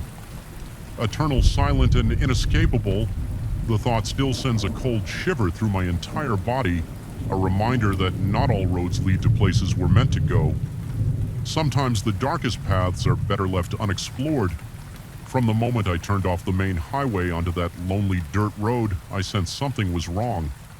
It was an oppressive kind of silence that seemed to settle around me, as if the breeze and the birds conspired to hush themselves. In my presence, my headlights traced the contours of leaning trees, their branches reaching out like skeletal arms, urging me to turn back, but I was determined to find this hidden stretch of river that I had been told was perfect for fishing. Remote, calm, and rarely visited, I had planned this weekend to clear my head, to be far from the noise of the city. Yet I couldn't shake the feeling that I was trespassing somewhere I didn't quite belong. My gut told me that I was heading toward an experience I would rather not have. Even before I arrived at the campsite, by the time I finally parked, dusk was already thick around me. The orange glow on the horizon had receded into a faint purple haze, leaving the landscape coated in a veil of shadows. Standing by the trunk of my car, I realized just how isolated I was. There were no other vehicles, no signposts, no lights from distant cabins or houses, only an endless expanse of trees and brush, punctuated by the faint gurgle of flowing water somewhere beyond. I felt a momentary spike of unease, but I forced myself to ignore it. I told myself I was just being overly cautious, that this was precisely the solitude I had longed for. I trudged down a narrow trail leading to the riverbank, gear clinking with each step, the dusty ground crunching underfoot. Eventually, I found the spot I had been told about, a gentle bend in the river where the current slowed enough to create a shallow pool. The water glistened under the last remnants of twilight, looking deceptively calm, perfect for casting a fishing line. I thought I set up my tent close to the river's curve, driving the stakes into the hard ground with deliberate, forceful blows, as though asserting my presence might ward off any misgivings. My breath was steady, but my heart thumped a little louder than usual. I tried to quell my own nerves by focusing on the mundane tasks of securing the tent, unrolling my sleeping bag, and prepping a small area for a campfire. When night finally fell, it descended completely. The moon was a thin crescent, giving me only the barest sliver of light. My fire struggled against the inky darkness, spitting and crackling, but never truly illuminating the full expanse around me. Every few minutes I would hear a rustling in the nearby brush or the plop of a fish somewhere downstream, and I'd feel the hairs on my neck bristle. I reminded myself that all forests come alive at night. Small animals, scurry insects, buzz branches sway. These were normal sounds, yet each subtle noise was enough to send a fresh jolt of adrenaline through my body. The sensation of being watched was already creeping in, but I tried to suppress it. I sat on a folding chair near the fire, my fishing rod set aside for the early morning hours. The temperature dropped faster than I expected, and a cool wind carried the smell of wet earth and decaying leaves as I warmed my hands near the flickering flames. I caught a glimpse of movement across the river, a dark shape taller than any bush shifting among the trees on the opposite bank. At first I strained to see if it might be some animal, maybe a deer or a lost hiker, but there was something unnatural in the way it moved, slow and deliberate, as if it was examining me. My pulse quickened and my mind raced through a jumble of possibilities. Whatever it was, it made no sound. Just footsteps, heavy and resonant, snapping twigs underfoot. I felt a cold spike of fear carve a path through my gut. I wanted to call out to ask who it was and whether they needed help, but the rational part of me resisted the presence of another person here. This late without any kind of flashlight or camping gear seemed off. My adrenaline spiked even more. Eventually, I mustered enough courage to give a short shout, something like, "Is anyone there?" The only response was silence, a suffocating, almost tangible silence. No birds, no breeze rustling the leaves. Nothing. Despite the warmth of the fire, my skin broke out in goosebumps. Anxiety slithered up my spine, and I kept telling myself that maybe it was just my eyes playing tricks in the darkness. A few minutes later, the shape shifted again, as if it had heard something or decided to move. I saw the figure duck behind a cluster of shrubs. My eyes darted around, trying to track its trajectory. Then I heard another series of branches snapping from somewhere behind me on my side of the river. My chest tightened and I shot up from my chair, heart hammering so violently I could hear the blood pounding in my ears. A wave of dizziness overtook me and I had to take a few steps to steady myself. The idea that someone or something might be encircling me, approaching from the rear, felt deeply wrong. That primal instinctive alarm I had ignored earlier was now screaming at me to leave my mind churned with possibilities. Perhaps it was a trespasser, a stranger living off the grid, or an over-inquisitive hunter, but there was an odd stillness between each noise, as though the forest itself was complicit in hiding this unseen presence. Even my own breathing sounded too loud. Each exhalation trembled in my throat and my hands felt clammy. My chest felt tight, and the nighttime chill seeped into my bones. No matter how close I stood to the fire, time stretched on, and the footsteps eventually receded, but I could sense I was no longer alone. I was certain something was waiting just beyond the circle of light thrown by my campfire. My muscles tensed with every stray crack of a branch or shift in the undergrowth. At one point, I tried to focus on the small tasks again, rearranging some of my gear, sipping water from my canteen, checking the dryness of my spare clothes, just to distract myself. Yet my ears never stopped straining for the slightest sign of movement. My skin prickling at the possibility of a hidden observer. When I finally retreated into my tent, I felt anything but safe. I zipped the entrance closed, but that flimsy barrier offered little solace. My flashlight flickered across the fabric walls, revealing ominous shapes formed by tree shadows each time the wind gusted. It produced a faint scraping along the tent, making me jolt. My heart rate refused to settle, and I lay there with my eyes wide open, ears attuned to every whisper of the night in the darkness. My imagination began to spiral, conjuring images of silent figures crouched just outside, waiting for me to drift off. I tried to calm my mind by counting my breaths, reminding myself that I was simply spooking myself in an unfamiliar place, but logic felt feeble against the suffocating fear that clenched my entire body. Eventually, I sank into a restless sleep, more from sheer exhaustion than from any real sense of security. I awoke in the gray pre-dawn light, feeling groggy and disoriented. My back ached from the uneven ground, and my throat was parched for a moment. I convinced myself that the unsettling events of the previous night had been exaggerated by fatigue. As I stepped outside, the river drifted lazily by, and a light fog hovered over the surface. Birds chirped cautiously in the distance, and the forest seemed almost peaceful. I wanted to believe that the sense of dread had been just my nerves. I gathered my fishing rod, positioned myself near the shallow pool, and cast my line. The anticipation of a catch was a small comfort. I tried to immerse myself in that routine, letting the rhythm of reeling in and casting out lull me into a temporary calm. Yet every now and then I'd notice something off, footprints in the damp soil oil along the bank that certainly weren't mine, or bent branches overhead that seemed too high for me to have caused. Every unexpected detail tugged at my renewed anxiety. Around noon, I decided to move around a bit, scouting a different part of the river's bend. As I hiked through the patchy undergrowth, I found signs that someone had passed through: recently broken twigs, fresh imprints in the mud, even a tuft of fabric stuck on a branch. The color of the fabric was a dark, muddy shade, something that could easily blend into the shadows immediately. I felt that spike of unease return. There was no rational reason for anyone else to be out there without a visible campsite or vehicle nearby. By late afternoon, a bank of ominous clouds had rolled in, turning the sky a sickly gray.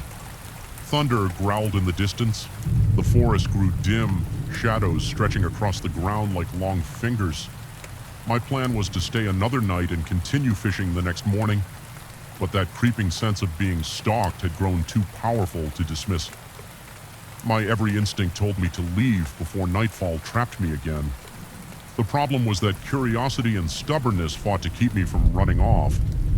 I almost wanted to prove to myself that I could endure a single night alone by the river without succumbing to irrational fear. After all, I had seen no direct threat, just unsettling signs and fleeting shadows.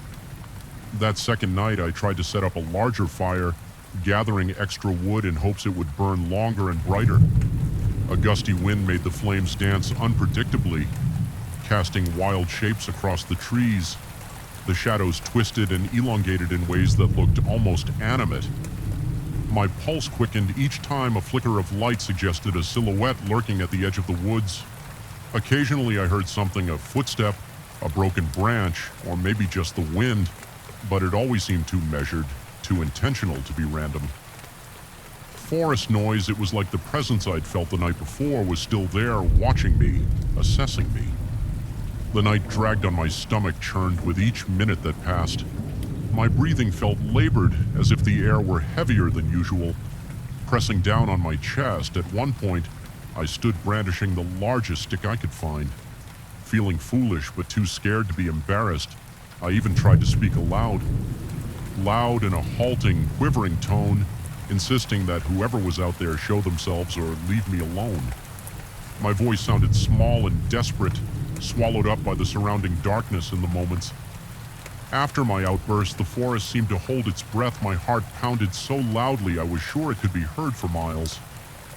Then faintly I caught a glimpse of movement through the trees to my left. It was a shape hunched but tall, swaying slightly. My eyes strained, but the darkness made it impossible to see features. My scalp prickled and my body broke into a cold sweat. I took a trembling step toward the shape. My makeshift club gripped tightly and I nearly gagged from the metallic taste of fear pooling in my mouth. The figure seemed to drift back into the gloom, leaving me gasping for air. The rest of that night became a haze of anxiety. I felt sure that at any moment something would lunge out of the darkness, or the tent walls would collapse under some assault. Yet it never came. Instead, I was tormented by a deep, persistent paranoia. Every shift of the wind sounded like footfalls. Every crackle of the fire made me twitch. My thoughts spiraled into madness, and I questioned whether I was hallucinating or if something unearthly truly prowled the riverbank. My entire body trembled and my throat stayed desert dry. No matter how much water I sipped when dawn finally broke, it didn't bring relief. My nerves were shot, my eyes blurry from lack. Of real sleep, the fire had long since died out, leaving only a ring of ashes smudged into the dirt. Birds started their morning calls again, but I found no comfort in their routine. I realized I needed to leave no matter what. My equipment was scattered around the campsite, and I hurried to pack it with shaky hands. I glanced over at the river, now a dull green under the early morning light, and I sensed a lingering presence just beyond the mist. It felt like the trees themselves were straining to watch me as I gathered my belongings during the frantic dismantling of my camp. I noticed something etched into the bark of a nearby tree, an odd symbol like interlocking spirals carved so deeply it exposed the pale wood beneath. I hadn't seen it before, and I had no clue who might have done it. An involuntary shudder coursed through me. It was one more sign that someone or something had been closer than I ever realized. During the night, I felt exposed and foolish for staying as long as I had. I practically sprinted back to my car, constantly looking over my shoulder, convinced that any second I would see that dark figure skulking through the trees behind me. My shoulders were knotted with tension, my shirt damp from cold sweat. My mind raced with jumbled thoughts, and my chest felt tight with unresolved dread. After what seemed like an eternity, I reached my vehicle, threw my gear in, and slammed the door. My hands trembled as I turned the key in the ignition. The engine roared to life, and for a split second I thought I saw a movement in the side mirror. Just a flicker of black darting among the trees. My lungs seized. I couldn't bring myself to look more carefully. I floored the accelerator, tearing down that dusty road, not caring about potholes or the branches scratching the sides of my car as I merged back onto the main highway.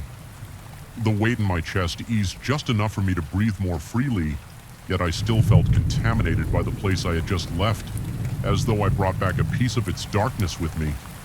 I kept expecting to see some shape in my rear view mirror or notice footprints by my car door when I stopped for gas. The experience clung to me like a heavy fog, refusing to dissipate. Even hours later, back in the familiarity of city streets, my mind couldn't let go of the notion that something had watched me out there and had followed me.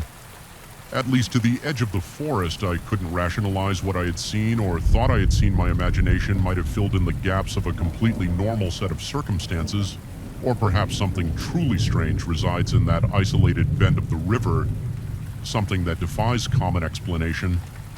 Even now, whenever I close my eyes, I still hear the crunch of leaves, still see a tall, shifting shadow in the corner of my vision, and still feel that latent fear coursing through my bloodstream. No matter how many times I tell myself it was just paranoia, a part of me remains unconvinced. I'm left with the unsettling knowledge that there are places where nature is indifferent, where isolation warps the mind, and where something unnamed might be waiting to be encountered. And if you ever find yourself following a deserted trail to a secluded river bend, remember, sometimes you are not alone, even when you desperately want to be. I remember the stifling weight in the air before I even set foot inside that decrepit wooden shed. The night was moonless, and the entire farm seemed to be holding its breath as though afraid of what might happen next. Shadows stretched unnaturally across the dusty ground, and a sense of wrongness clung to the atmosphere like a stubborn stain. I felt it in the tingling on the back of my neck and in the sudden dryness of my throat, an unshakable impression that I was trespassing on something best left undisturbed. I had come to my uncle's farm to assist with harvesting. It was supposed to be straightforward, a couple of days of hard work in the fields, then restful evenings spent in the old ranch house, perhaps a few beers after sundown. I never imagined I'd be drawn to that condemned shed, the one my uncle always avoided, rarely spoke of after years of disuse. It stood at the edge of the property like a withered sentinel. The planks bowed and splintered from decades of neglect, and yet there was a peculiar magnetism about it. Perhaps it was the rotting timber or the stories the farmhands whispered whenever they passed by, or maybe it was just my own foolish curiosity. I couldn't stop replaying that first impression in my head. The door practically welded shut by rust, the scent of moist earth lingering inside as though fresh soil had been scattered just hours before. Yet there was something else beneath the smell of dirt, a coppery undertone that tightened my stomach. Once the sun went down, I felt an undeniable urge to return. Maybe I needed to prove to myself that my imagination was acting up, or perhaps part of me was chasing the thrill of uncovering secrets best left buried on. That first night I slipped away after dinner, ensuring nobody noticed my absence.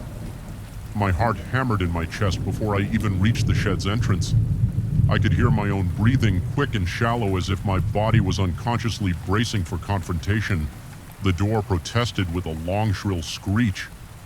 When I forced it open immediately, the smell of wet soil engulfed my senses again. More pungent in the darkness, the beam of my flashlight cut through clouds of dust, and for an instant it illuminated old tools strewn haphazard along the floor. Rusted sickles, chipped shovels, battered rakes, everything lay in a chaotic sprawl. Yet among those decaying items I glimpsed suspiciously shiny metal pieces, the edges appearing recently sharpened as though someone had been there not too long ago. Taking cautious steps forward, I felt my pulse throb in my ears. My palms grew clammy around the flashlight's handle the only sounds. At first were my own footsteps and the soft rasp of my clothes brushing against the doorframe. Then I heard movement. It was faint, but it reverberated in the cramped space like a muffled rustling. It reminded me of a large sack being dragged across the floor, or possibly heavy cloth brushing against a solid surface. My breath caught in my throat. Pointing the flashlight toward the far corner, I saw only darkness. Where the light struggled to reach, then scanning downward, I noticed fresh marks etched into the packed dirt floor. They resembled long, uneven scratches, some shallow, others deeper, as though something sharp had dug into the ground. A wave of cold fear rippled through me. My stomach clenched and a shiver rolled up my spine. I tried to rationalize it. Maybe it was a vagrant seeking shelter or a wild animal rummaging for a warm place. My uncle had warned me more than once that raccoons or stray dogs sometimes wandered into old structures, but something about those scratches didn't seem animalistic. The spacing between them felt too deliberate, as if whatever made them had an almost human sense of intention. I didn't dare linger to find out. I retreated, careful not to make any sudden noise, each floorboard squeaking in disapproval beneath my boots. Just as I neared the door, I heard a loud thud on the external wall of the shed. The vibration traveled through the wood and into my bones. My heart jolted and a violent surge of adrenaline coursed through my veins. Convinced I wasn't alone, I hurried outside without looking back. Once I was out in the open, the night air seemed suffocating rather than refreshing. I stood there paralyzed for a moment. I felt eyes on me, though from where I couldn't tell, the darkness surrounding the shed felt thicker, as if it were wrapping itself around my body. Then from inside, I heard it again, that same dull thud sounding almost like an echo of my own heartbeat. It took all my willpower not to run screaming into the house. Instead, I forced myself to move, slowly stepping away with as much composure as I could manage. Every step felt heavier than the last. my legs trembling from the residual burst of fear. The next morning, I recounted my experience to my uncle in hushed, nervous phrases. He stared at me skeptically, but agreed to come take a look when we went together. Though the daylight offered little comfort, the shed now looked pitifully dilapidated. The sun revealed the extent of the rot in its walls, the sagging roof, and the vines that had started to reclaim parts of the outer structure inside the tools that had appeared so menacing under my flashlight now seemed harmless, corroded relics of times gone. By the suspiciously sharp edges I had noticed the night before didn't appear nearly as threatening. Everything looked ordinary in the mundane glare of noon. We found only the faint outlines of footprints and irregular scuff marks, which my uncle concluded might be from raccoons or some other scavenger. He seemed to believe I was merely spooked by the shadows. Still, I could tell he wasn't entirely at ease. I observed how he avoided stepping into the far corner, his eyes flickering there. Once or twice, with a trace of unease, he didn't find anything conclusive, so he simply shrugged and remarked that the place was best left locked throughout the day. I tried to shake off the dread that clung to me. Harvesting corn under the relentless sun should have worn me out enough to sleep dreamlessly, but by the time darkness descended again, my mind was riddled with possibilities. I kept replaying the strange noises, the fresh scratches, and that pungent odor in my head.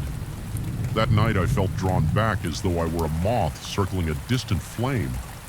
Despite my own logical arguments, I found myself standing near the shed's entrance once more, flashlight in hand. This time I tried to be more methodical. I approached with caution, noticing how the wind seemed to die the moment I stepped into the shed's shadow. There was a stifling stillness around me.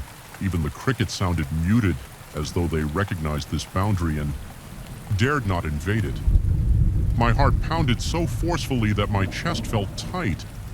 I flashed my light around the interior. The layout was exactly as I remembered, but something about the air felt even heavier tonight. The smell of damp earth was accompanied by an undertone that reminded me of decaying leaves or stagnant water, only sharper, almost metallic.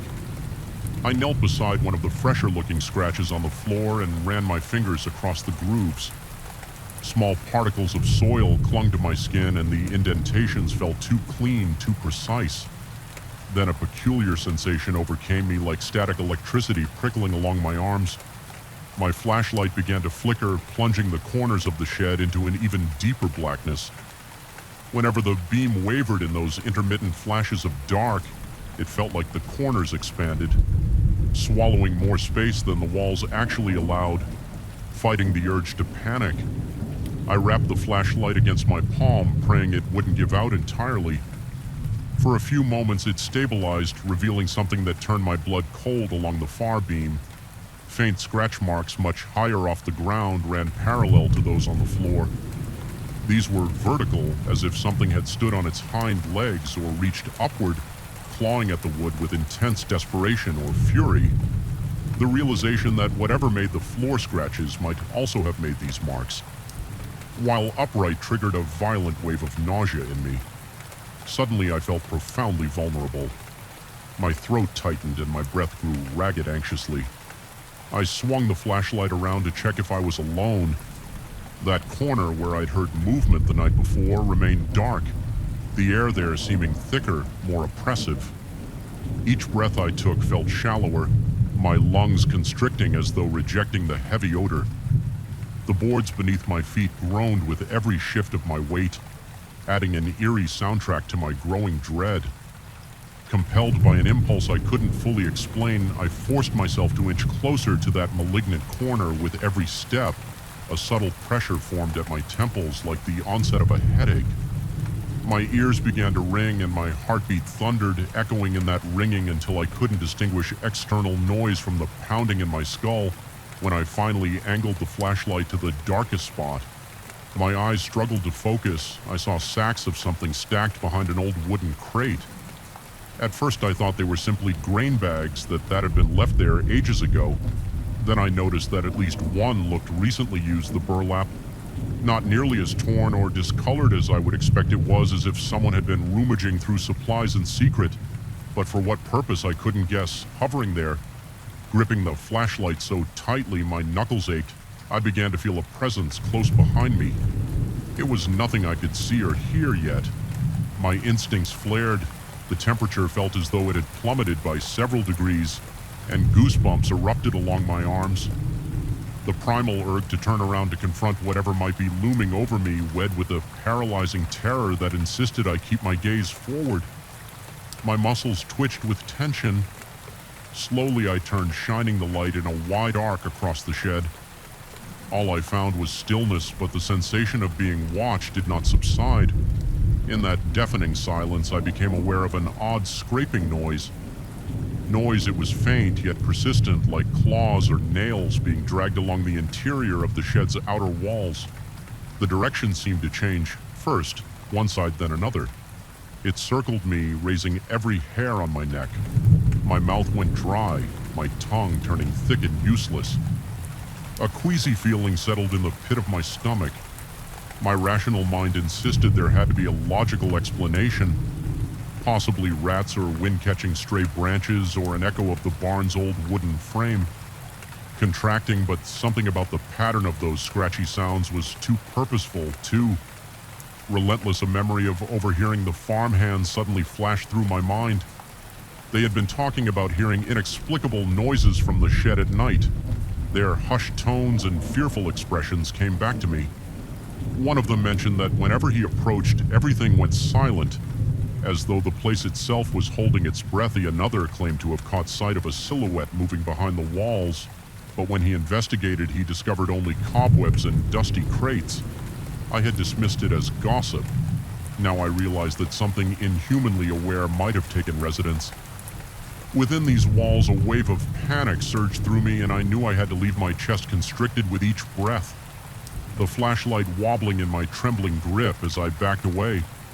The boards underfoot seemed to protest louder, each creak magnifying my alarm. I tried to swallow, but my throat felt constricted and beads of cold sweat pulled along my hairline. My flashlight flickered again, plunging me into short, staccato bursts of dark. In those momentary blackouts, it felt like the air pressed in closer, as if something intangible was trying to smother me. My pulse soared so high I could practically feel my heartbeat in my eyeballs. When I finally reached the threshold, I half expected something to grab me from behind. The sensation was so strong that I flinched.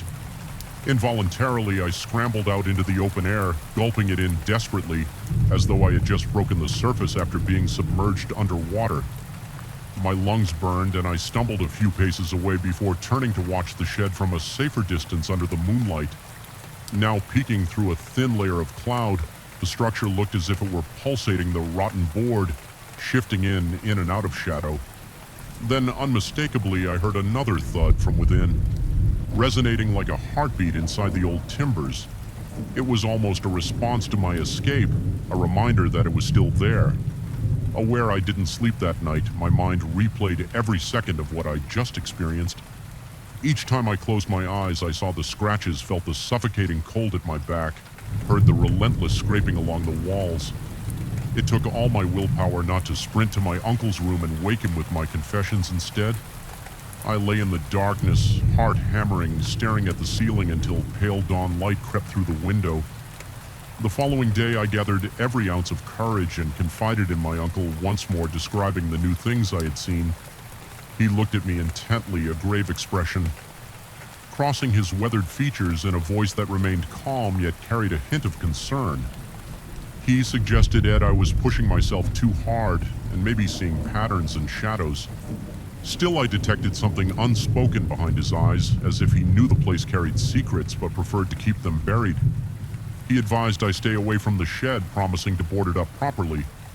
Soon I took his suggestion to heart. I spent the rest of my stay there, avoiding the shed's vicinity, focusing on the daylight tasks, collecting eggs, helping with the fields, organizing tools, TOS, in the main barn. Anything to keep my mind occupied, yet at night I swore I could hear soft scraping drifting across the fields, faint and almost indistinguishable from the rustle of corn leaves. Sometimes I imagined a shape standing by the shed door, tall and contorted in the moonlight, but I never allowed myself to look too closely. Perhaps it was my imagination, or maybe it was real. Either way, I dreaded confirming it when the harvest ended and my time at the farm concluded.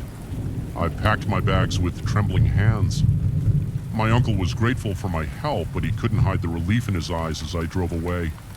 Even now, whenever I think back on that shed, I recall the suffocating tension in the air, the metallic smell layered over damp earth, and the deep scratches that defied logical explanation.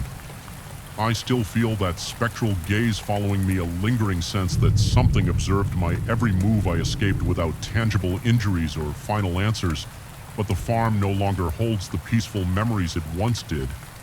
Instead, it stands as a reminder of how fragile our understanding of reality can be, even in the daylight when all seems safe. There are places better left locked and forgotten, and at night, those places breathe with an unseen presence as though they are waiting for the next curious soul to wander inside. I'll never set foot in that shed again. I tell myself that I should be thankful I left with my sanity intact, but I'm not entirely sure I did. Sometimes in the silence of my own home, I hear that faint scraping in the walls. My heartbeat spikes and my skin prickles with the same electric dread I felt that night.